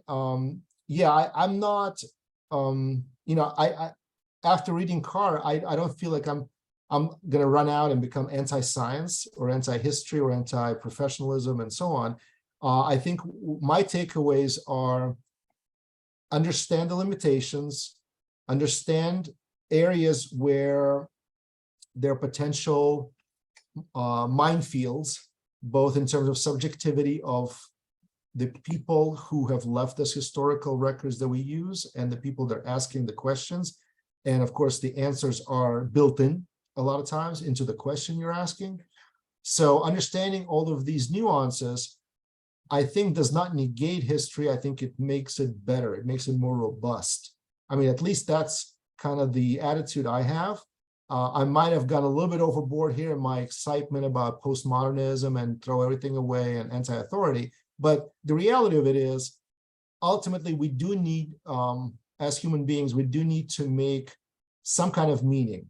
We could make it in an amateurish way. We could make it in a more professional way. I am for the more professional way, with the caveats that even the professionals are not immune to all of these vicissitudes of life, the subjectivity, the particular context that we're embedded into, and we don't have much recourse about it. And of course, the ultimate questions that Carr raises, right? This question of directionality and progress. Maritza said she thinks that's a terrible way of looking at history as a question of progress. And I'm curious if she has an alternative, because it's very hard to find one, right? Unless you go into some sort of mystical or religious setting, which again, a lot of people go into, right? To try to understand history from a more absolute perspective that doesn't change. If you go into that camp, you don't have a problem. You just have a particular viewpoint and you build everything around that central viewpoint. just like we do with progress, right? If we believe in progress, we build everything around that central viewpoint, and we try to explain history as this thorny road on the way upwards. Thanks, Phil. So next up is going to be Bob, followed by Bill. Bob.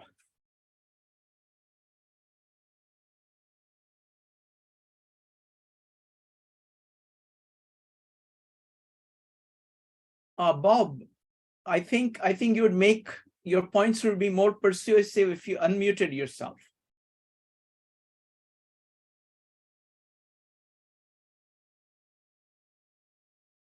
Oh, okay. I had it backward. I was going to say I came in very late, but I'll give you my points on history anyway. I think of events, and history is a recording of events. Let's do one thing, Bob. Yes. Right now, we're just talking about this specific question. Right now, we're talking about is what is the pattern of history. If you want to comment on history, that's what we'll be doing next. Okay, the patterns of history. I may be off what you're after, but I think of the analogy of a human life. A human has history, and there are all sorts of patterns to a human history. And the bigger it's just, if you look at human history, you have a simplification of what is going on with the entire world history. You can even reduce it even more, and look at the history of a flower. It grows, it has patterns, it's complex. Does a flower, when it grows, make progress? Well, you answer that. Does it die? Of course. There are lots of things that go on in history that die, and there are rebirths. So I'll leave you with that. The analogy is the human history.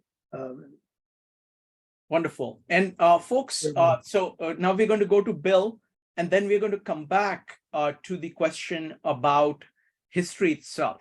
Okay, what is your approach to history? Would love to hear from everybody about how you think about history. You don't have to address anything that Carr said or anything that anybody else said. Just, what is your, how do you think about history? What do you see as, what it is, what are the difficulties of it? How do you use it?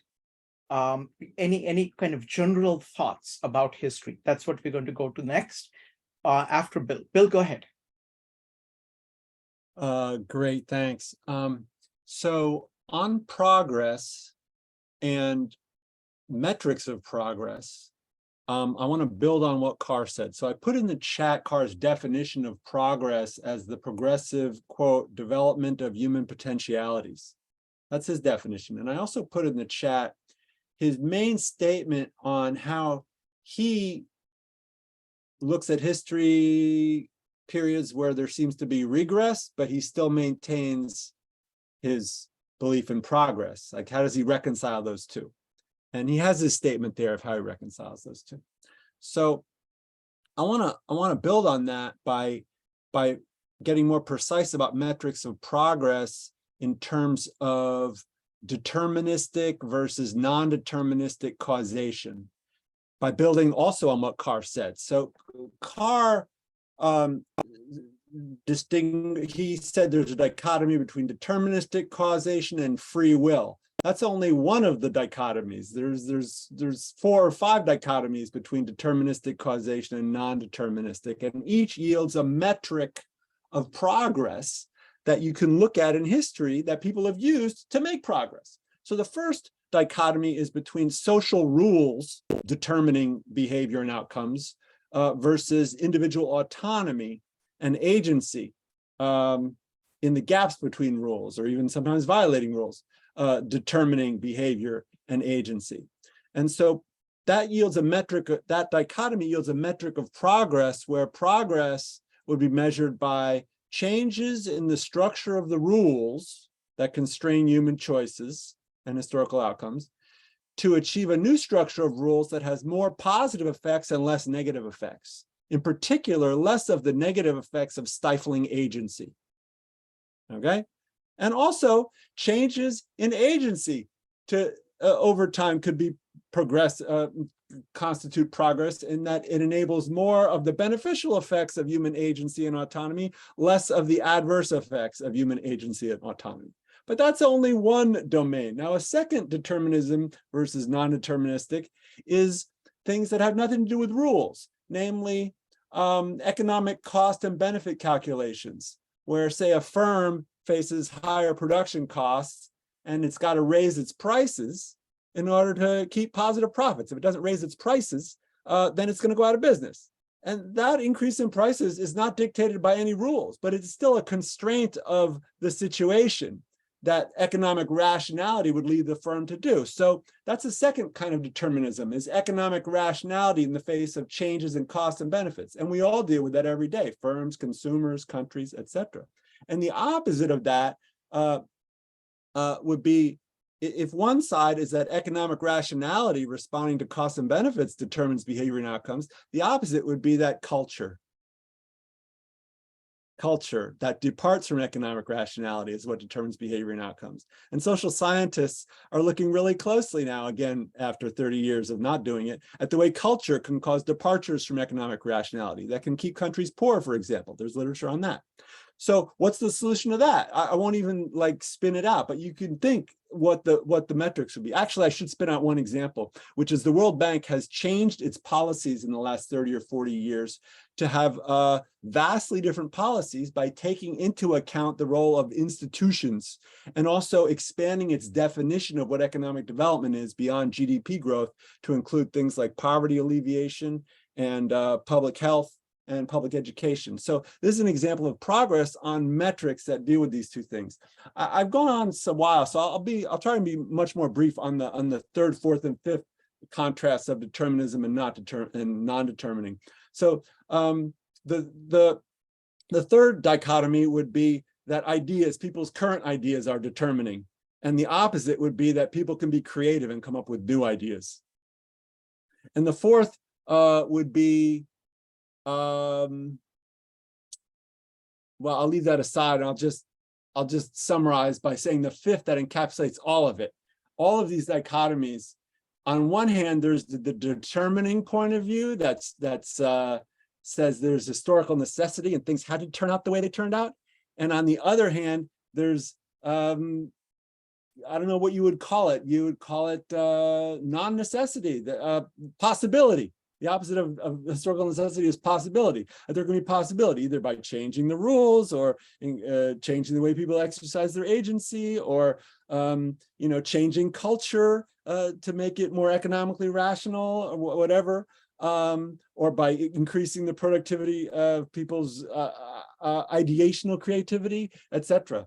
So I want to just give more specificity to this notion of metrics, because if you look back at history, you can use these metrics that I've laid out to see turning points where human potentialities, as he defines history, have developed more as a result of these kinds of changes, either to get around constraints of determining nature, or et cetera, et cetera, et cetera. So I'll stop there, and that's why I too, like Philip and E.H. Carr, believe in progress. So I'll stop there. Thanks for listening. Wonderful. Thank you. Thank you, Bill. All right, folks. So now it's your turn. Okay, we would love to hear what you think of history. Try to keep it brief, between 2 minutes to 4 minutes.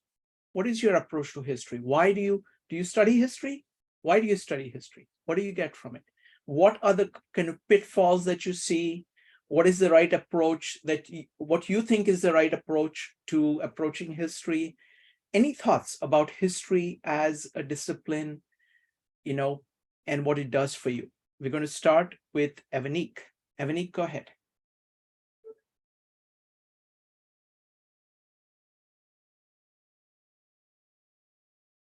Evanique? Yeah, sorry. What do I think of history as a discipline? I think it's necessary. I almost think of it, if you think of it on an individual level, we evaluate what we do. I mean, ideally we do, right? Like we evaluate, like things that we've done in the past, and hopefully we've learned from our past mistakes, and, we strive to be better than, we were yesterday. And I think that's in a sense what history tries to do. It tries to make us better than we were previously. I think it's necessary. I think it's necessary to know what happened in the past. I think the thing is, it's not an exact science. I think it's, because it's the word the story is in history, in my view, for a reason. Because it's the story of people. So, like we said in previous discussions, that it is the victors, right? It's sometimes it's the victors that tells the story, sometimes it's the government that tells the story, but somebody is telling the story, and keeping that in mind, that it's a story. That means it comes through word of mouth. It also comes through a narrative, and paying attention to that helps us pay attention to what's going on in the world today. If we can see the narrative and we can see the context in history, we can see the narrative and we can see the context of people telling the story today. And I think that's the real benefit, is to kind of see culturally what's going on, historically what's going on, and to maybe look at it without judgment, just as a thought experiment. To kind of look at it, okay, this is their story, this is what the context is, this is what the background is, this is what happened. Look at it, how we move forward, and maybe not pass such a moral judgment, as just kind of like taking an objective look. Now, as human beings, it's almost impossible to do it without a bias, but I think the interesting thing would be to try. So I think it's still necessary. I don't think it's exact. I don't think it's perfect. I don't think it's even, I won't say it's not factual, but I think it depends on what lens you're looking at it from, and look at it from all lenses. Look at it from, the good guys. Look at it from the people that you perceive as evil.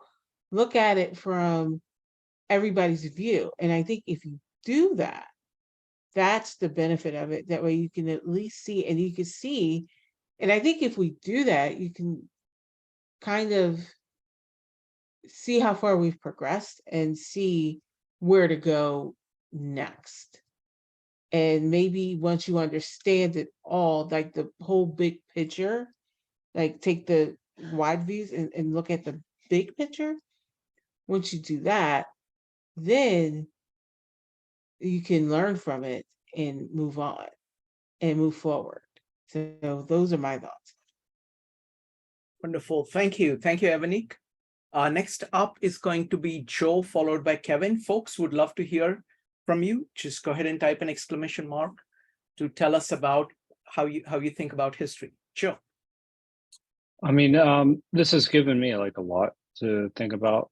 So, I mean, it's really kind of broke it down systematically. How do we think about cause and effect? How do we think about, progress and all those, factors that we've discussed over the past 2 weeks. But, the first thing that, as far as I'm concerned, is I always consider the source when I'm reading about history. That's a very important thing. There are people that finance these things, that have motives, that sometimes have agendas, so that when you're reading them, you have to take that into context. I'm not saying you judge them. I mean, but at the same time, you have to evaluate the motives of the individuals that are writing and what they're trying to accomplish. The second thing I think is the most important part when you're talking about history is trying to disprove what you believe and countering your understanding of history. So I think that's one of the things that we tend to sometimes read things that reinforce what we believe. I see a lot of times that individuals will select a list of authors that don't necessarily conflict with one another, and I think that's for me one of the important things. So if I'm looking at it even just from in regular analysis, you would read John Rawls, but you'd read Robert Nozick as well. So somebody like that, you'd have two different intellectuals with two different perspectives on the world. I think that that's an important way of actually coming to your own perspective.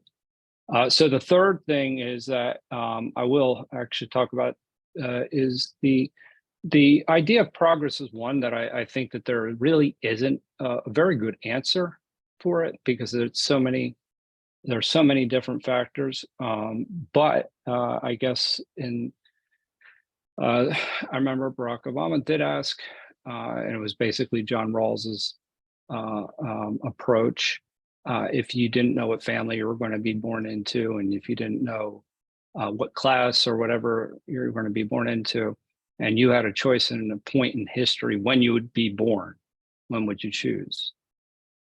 And so it's like, if you don't, all things considered, and if you think about that, that gives you some idea as to a little bit of a way of thinking about progress. I'm not saying that's a very good or holistic or it captures everything the way, very neatly, but it's something to think about. So I think it really is a multidimensional approach that you have to take when you're evaluating history. But I also think it's essential. And I also think it's essential not to allow it to maybe cloud your judgment too much, because circumstances do change. I mean, there are some macro factors, but they're not always true in particulars. So in particular circumstances.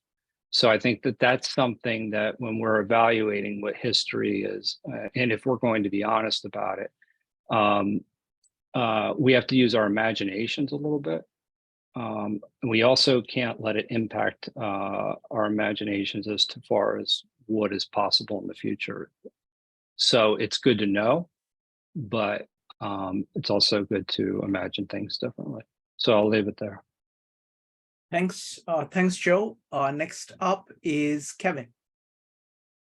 Kevin, what do you think about history? Go ahead. Yes, thank you. I got so much to say, but for me, a couple, to the question, history can be first-hand history or second-hand. Normally, a history of self-focused history. So, question would be who created history, who recorded history, and the author and writer. What's the value about? What's in China traditionally got one history officer independently write the history. Quote, I would put a quote, independent, still funded by the government. It's like the US judgment system. Here's going to point, what's value going to promote? What's moral going to promote from the author or country?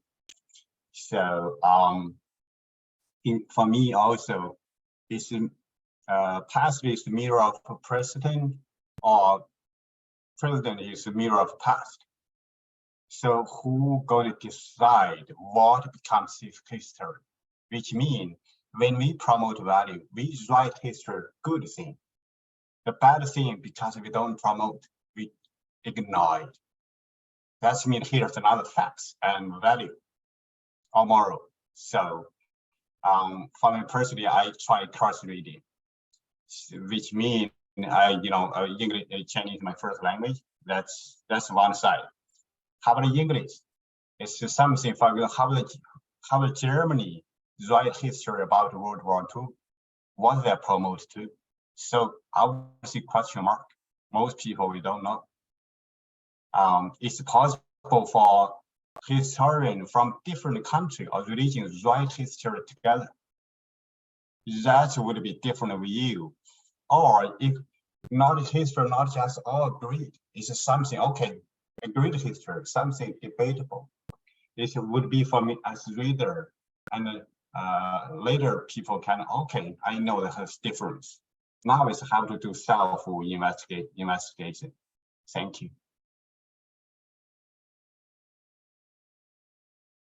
Rick, you're muted. You're You're muted. Shrikant. You're still muted. Oh, I'm sorry. My mistake. My mistake. Phil, I realize that you may need to leave soon. So I want to ask you the same question. Why do you study history? What is the value of it? So if you could go ahead and answer, and then Bill followed by Maritza. Go ahead. Phil. Well, for me, primarily what I'm interested in is not getting stuck in the present. And I think somebody already mentioned presentism. I think Joe might have been you. It's very hard to see the water if you're the fish, right? And we swim in our present day and age, and we can't imagine anything different. We can't imagine having a different consciousness of a different way of looking at things. And when you look at history, it gives you this time machine ability to at least try. And we didn't even raise really the question of, is history even accessible to us? We kind of, again, we assume it is, but obviously we can go in a real time machine and go back. And even if we did, it would be kind of like Mark Twain's Yankee at the court of, who was that guy? Anyway, yeah, Mark Twain's story about the travel to the past. So my point being is that it's very difficult to enter into another person's consciousness, a hypothetical person who's living at a different time and age. But the attempt to do that, I think in itself helps us orient us and gives us a chance to look at whatever we're experiencing today from a different perspective. So that to me is primarily how I look at it, and why I study history is I am interested in a different view, because I'm aware that there are different ways of experiencing the world. As an immigrant, I was raised in one world, and then I traveled to another world. I realized there's a whole different way of looking at everything. And once you do that, that experience is actually somewhat, it's like the euphoric sense of trying some sort of drug, because you realize there's a whole different way of looking at the same world that you're in, but there's a different way of experiencing it. And I think poetry is the same way, right, Shrikant? We talked about that, how poetry, it gives us a consciousness of something that we were not aware of before. Poetry, art, and history have this amazing transportive capability that, right, they can transport us out of the ordinary, out of the mundane and everyday routine into something different. So when I read about the Middle Ages, when I read about the Crusades, I'm not just interested in the dates and the events. I'm interested in the mentality of that person who was a crusader. I'm interested to know the consciousness of a Muslim fighter who was besieging Jerusalem at the time. What is in his head? How is he thinking about the world, and what can I learn from that, and how can I appreciate my circumstance better, maybe having tried at least to experience that. Wonderful. Thank you, Phil. And that's why I think we get along very well, because for me also, I mean, if you look at it, I will flip it, because what happens is that I am very much aware of how much confirmation bias I have, or all of us have, and like how many things that we just take for granted and not aware. And I'm also fortunate that, I'm an immigrant. So I've lived in one culture and gone to another culture and suddenly discovered, wait a minute, in this culture also everybody takes that everybody knows everything, but it's completely different. It's completely different. It's actually a very, very stunning experience, moving between cultures. And what this is doing, history, like for example, you've done a number of meetups on language, and they do exactly the same thing. The value is exactly the same thing. And it's really not about the past. If you think about it, it's really about yourself. It's like, it is a way for you to show, for you to see your own biases, of saying there are different ways, different sensibilities that are possible. Not only views, not only historical, life circumstances, but also the way in which your mind works. That's a variable. And you never really notice it because you are a fish in the water. And it is allowing you to see different ponds and different locales across the earth, in space and in time. And what that is doing is not, I mean, there are tremendous difficulties involved. I think, Carr and all the discussions that everybody did pointed out the difficulty of learning something in the past, because it is just so much indirection, so many assumptions, okay? But one thing it will give you is that the present, and it will jog you a little bit. And it is going to say, okay, are there different ways of thinking about it? Did people think about things differently at another point of time? Can the context around you be radically different than what it is now? And what does it mean to you? So in a sense, you're learning about potentialities of being human. Because, we take this for granted, just like there are 8 billion, there are like 100 billion plus neurons here, and they're connected in a far more number of ways than human beings are, just 8 billion human beings. So there is this magnificent, and it is connected with the 8 billion human beings. And there is back and forth going on between them in language, in context, in interaction. Thoughts, emotions, actions, all of them are going back and forth. So that is the magnificent thing that each of us has.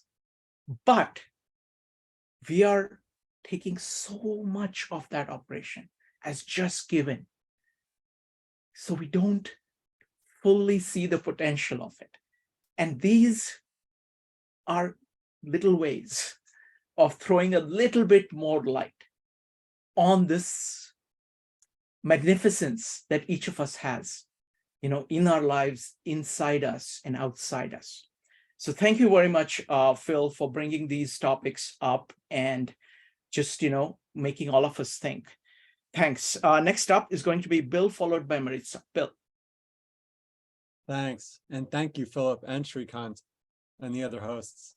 I want to build on the exchange that was just conducted between Shrikant and Philip on this process of learning how to see beyond the surface appearance of things, or see beneath the surface appearance of things to deeper causal mechanisms, by learning how to see one's conditioned thinking and conditioned lenses and then take them off.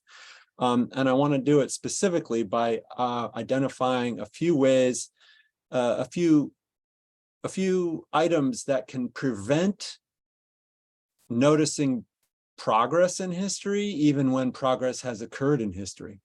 So the first item that can prevent noticing progress is that there are aspects of human nature or the human condition that do not change, as someone mentioned maybe 15 or 20 minutes ago. But at the same time, that does not prevent all change. There can still be progress on other dimensions of human life, even while aspects of human nature still never change. A second item is that progress can have negative side effects. And focusing only on the negative side effects can prevent one from seeing the progress that even caused those negative side effects. But over time, even negative side effects can get reined in and reduced. A third, but even short of that, if the improvement in human welfare from the progress is greater than the cost of the negative side effects, you could say that's second best progress. It's not first best, but it's second best. Which economists have models of second best progress all the time. And that would lead to a particular version of that, which is that progress within a country requires a government that has at least enough power to enforce the law. And that's a positive effect of power, that it enables progress that is based on enforcement of the law. But at the same time, power can have negative side effects. In countries that are non-democratic, I won't name names, but in countries that don't have democracy, the negative side effects of government having power can be significant. And so, but even in a country like the United States with a democracy, the government's powerful, and that can have negative side effects. And that can prevent one from seeing the progress. And I think there was one more item of what prevents seeing progress, but I guess I'll just stop there. That with that list, because once one can kind of, oh yeah, here's the final point, which is that sometimes progress is progress in reducing a trade-off, but it can never eliminate the trade-off. I mean, the famous aphorism, you can't have your cake and eat it too. At best, you can have half your cake and eat half of it. There are trade-offs everywhere in a world where resources are scarce. And progress can be made in reducing the trade-off, or enabling more of each of the two things, while never getting to the point of eliminating the trade-off, never getting to the point where you can have all of both. And so that can prevent seeing progress in reducing the trade-off when such progress occurs. I'll stop there. Thanks for listening. Wonderful. Thank you. Thanks, Bill. Next up is going to be Maritza. And if anybody else wants to comment on their thoughts on history, you're welcome to do that. Maritza, go ahead. Man, those are some tough acts to follow. When I think of history, I think of something that's multi-layered, multifaceted, and different for every person in every region. I don't think that there is one history. You know, we may have groupings of people who have shared history, but even within that grouping of shared history, it's going to be perceived differently. You know, history is it is the stories of our ancestors and our ancestry. And I think that the literal history is more academic in that, you know, there is an attempt at objectivity, an attempt at doing it in a very precise manner to collect data from one's past. I think that there's that, but there's also the history, there's the interpersonal history. We use history to mean the whole variety of, you know, the academic all the way down through to the personal. And so I think that it's one of those things where even when you're striving for objectivity, you're going to fail, but that may not necessarily be a bad thing. And, you know, I wanted to come back for a moment to the concept of progress, and that, you know, Phil was talking about, you know, what else, you know, if we think that, you know, asking about progress in a linear fashion is a terrible idea, then what would be a suggestion in its place? And I would posit that it's more of almost like a mind map or a brainstorm kind of a view. You know, it doesn't have to be linear. It could be like here, here, and here, and they're all interwoven together and happening, because I think that in one part of the world, you may have something that's inclining, where in another part of the world, it's declining, and those are happening simultaneously. So it does not negate. So you have a statement that is both factual and inaccurate in the same point in history. And so that's where I'm coming from when I say that I think that, you know, it's too linear thinking to try to measure progress like that.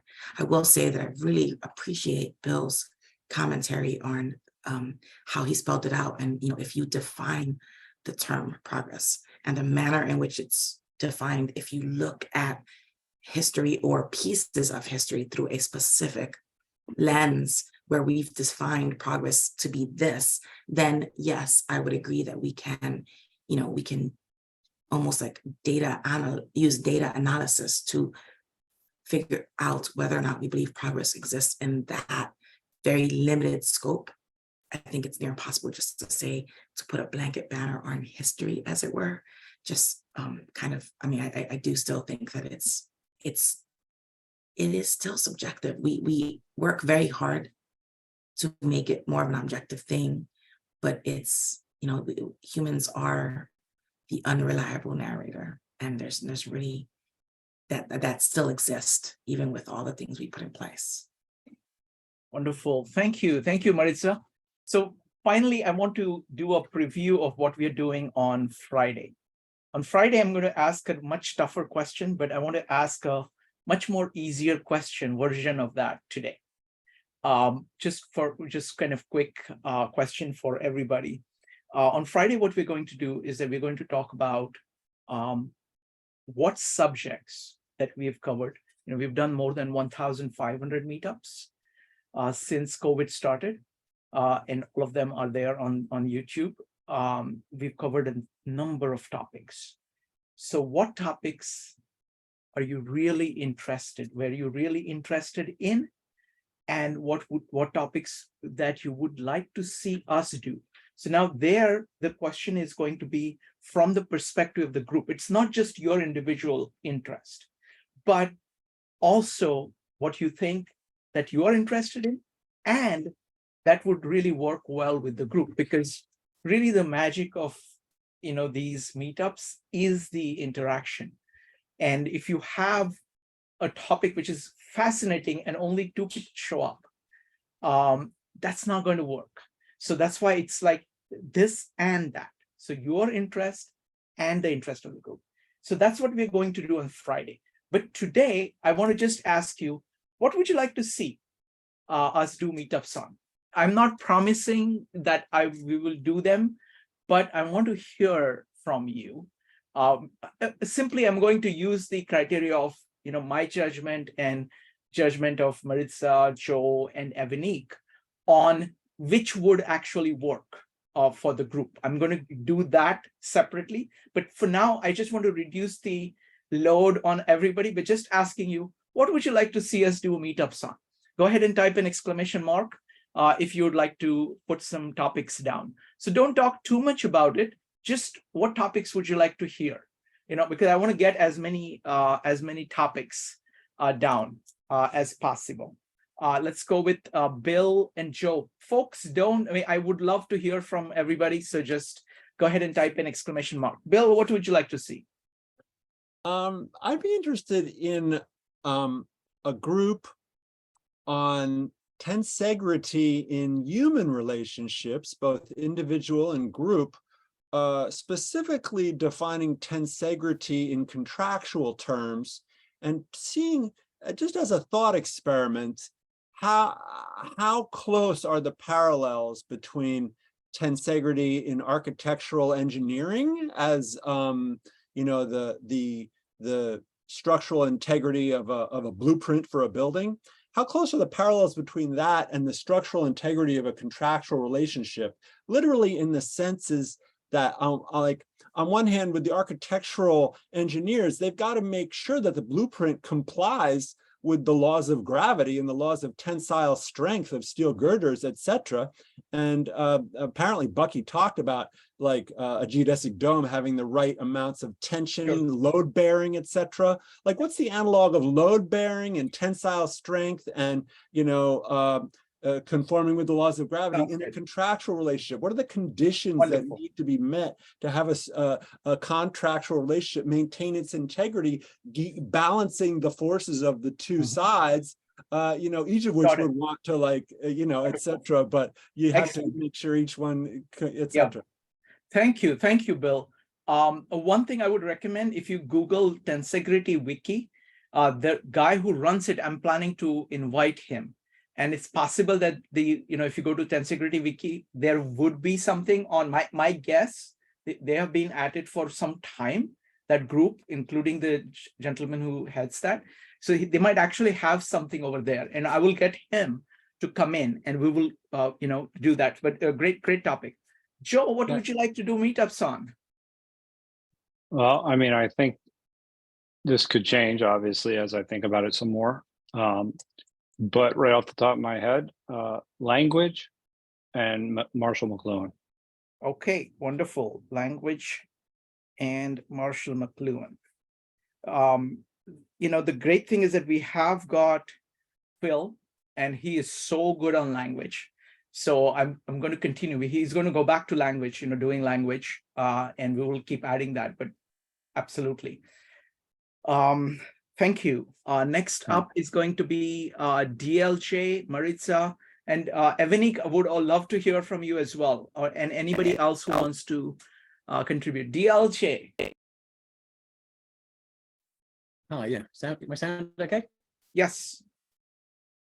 Okay, something wrong with lighting, darkening. I think I'm Now, DLJ, there is a problem with your sound. I'd like to see. DLJ, there is a problem with the sound. Can you turn off your video? Yes, go ahead. Yeah.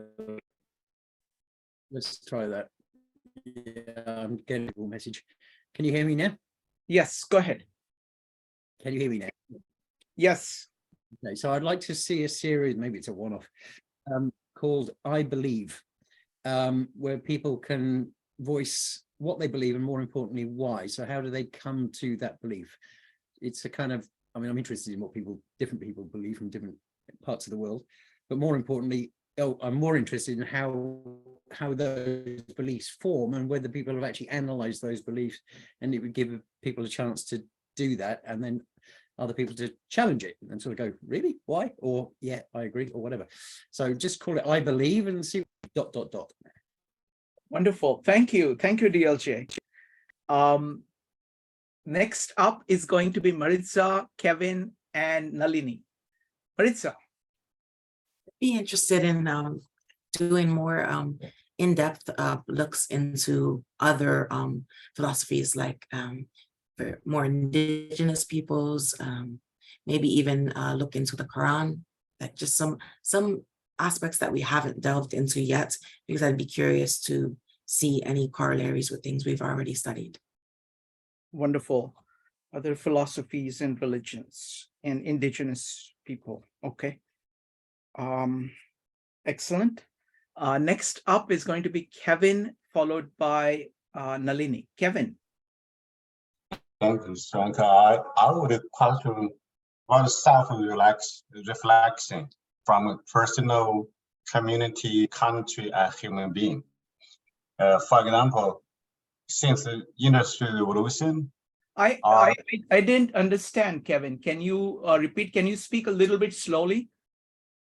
Yeah, I wonder what as human, what we miss. We can still continually promote a new idea. We like keep going from agricultural revolution to industrial revolution, then promote materialism and consume product. So how about the human self? Did we lose anything? And for example, I would say something is wrong here. For example, used to be people without light, electricity, they live close to nature. Now we don't care day or night. Are biologically, basically, it's mismatched with the nature self. It's when we can wake up this kind of moment. We go to fast, okay, from hand tools to automatic, mechanical one, automatic. How about human self? Human self? Okay, so human self, kind of evolution of human self. Thank you. Thank you, Kevin. Next up is Nalini. Nalini, what would you like to see? I would like to see, and you might have done it because I'm new to this group, something about the painters, for example, Michelangelo and medicine. What is, to combine art and science, that kind of. Okay, I like that very much. It is I'm as you're suggesting it, I realize that we haven't done much on visual arts. We have done very little on visual arts, and that is something that I know that most people would just would like it. And so yeah, absolutely. So thank you. Anybody else? Oh no, sorry, Nalini, did you have more? No, that's Okay. all. And I think once Maritza and I both mentioned, it was, I don't know, maybe 3 months ago. And I do know that Maritza holds Monday for poetry, but I thought we talked about some Persian poets, if Maritza remembers, Sure. but I So- don't know, maybe she does that on Mondays. Yeah, that one let Maritza. Maritza is keeping on. You know, Okay. she's doing a whole variety of poets. I'm sure she's going to, she will, Maritza, Okay. that's for you. Okay, we're not okay. Very good. We already have a category for it, so it's all good. All right. Evanique, are you done thinking? No, for some reason I am drawing a blank. You're drawing a blank? I know, I am. Okay. Okay. Let's How see. is that possible, Avani? I don't know. I think because they were, I'm sleepy because they were firecrackers last night till 2 a.m. So That's fine. I mean, the whole purpose of bringing this up is that you can come up with answers on Friday. These are just starting points, and we will go ahead and look forward to more answers. All right, folks. It's just wonderful. I think I like many of these. The tensegrity one fits right into our Bucky series. Language we are already doing with Phil. We can definitely expand that. Marshall McLuhan is somebody who's really amazing, and we can certainly do a lot of that. ELJ likes to poke holes in what everybody believes, so I think that there's an ulterior motive he has, but still I think it's a good idea. It completely is within his character. I just can imagine him going, really? Why? It's like, so it's going to be, but very interesting, DLJ. And absolutely, that's something that we will look at. Other philosophies, religions, indigenous thing. I think that's a very good thing that would fit into our regular comprehensivism series. So that's where we will kind of keep adding those things. The human self, evolution of human self, it's a great topic. It's going to be a little bit difficult to do because really you need, it is, if you think history is tough, this is even more tough because you're trying to kind of go across history. And so we tried to do Ascent of Man once, but we have, in a sense, we are kind of doing it. But Kevin, if you have any kind of specific suggestions of people or something like that we should look at, do send it.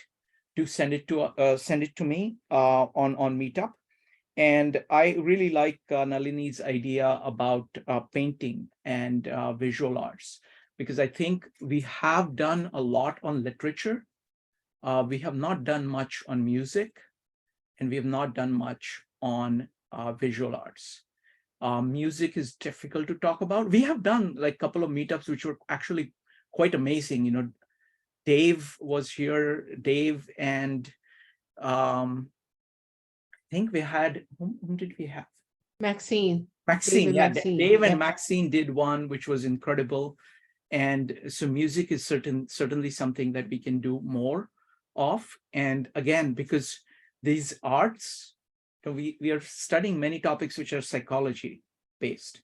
So having some arts, it actually expands, what we can talk about on this. So I really like the art part. But please come up with more things. For Friday, think of what you would like, and also come up with something that would really fit in the kind, the people who are here and the kind of commonality of interest. And you can be on the edge of it. It can't be just way off, but anything kind of adjacent is good enough. We are all, I'm all for kind of expanding the thing. So thank you very much, folks. And thank you again to Phil for doing all of this. And we will see you soon. Okay, I'm sorry. One last thing. I want to tell you what's coming up. Tomorrow is Stoic Thursday. Friday, we are doing this meetup on, these are all 8 p.m. Eastern time. We are doing this meetup on what are your favorite topics on meetup that you would like to see. On Saturday, we've got Asian philosophy at 5 p.m. On Sunday, we've got one of my favorite plays, Surrender de Bergerac by Rostand. Phil is doing that at 5 p.m. Eastern time. And then at 8 p.m. Eastern time, we've got this amazing person. He's actually come up with a new geometry called tometry that he's applied to physics. He has an institute called Field Structure Institute. That if if you attended Joe Clinton's presentation on Buckminster Fuller, this guy actually works with Joe Clinton works with this guy on this Field Structure Institute. So it's going to be quite amazing. It's really geometry, core of new way of thinking about geometry. So I highly recommend that. On Monday, we're going to be doing poetry, and on Tuesday, for 4 Tuesdays in a row, we are going to be focusing on Khalil Gibran's The Prophet. So don't miss that. And on Wednesday, we are going to be going back to Bucky. And we're going to look at several ideas of Bucky that Maritza has led meetups on, like integrity and universe. And we're going to bring all of them together. They all fit together. They are all one. So we're going to, and they're different, they're, as Bucky says, unity is more than one. It is at least 2, typically 3 or 4 things interacting with one another to produce a structure, or that's the structure of it. All right, folks. So again, thank you very much. See you soon. Bye.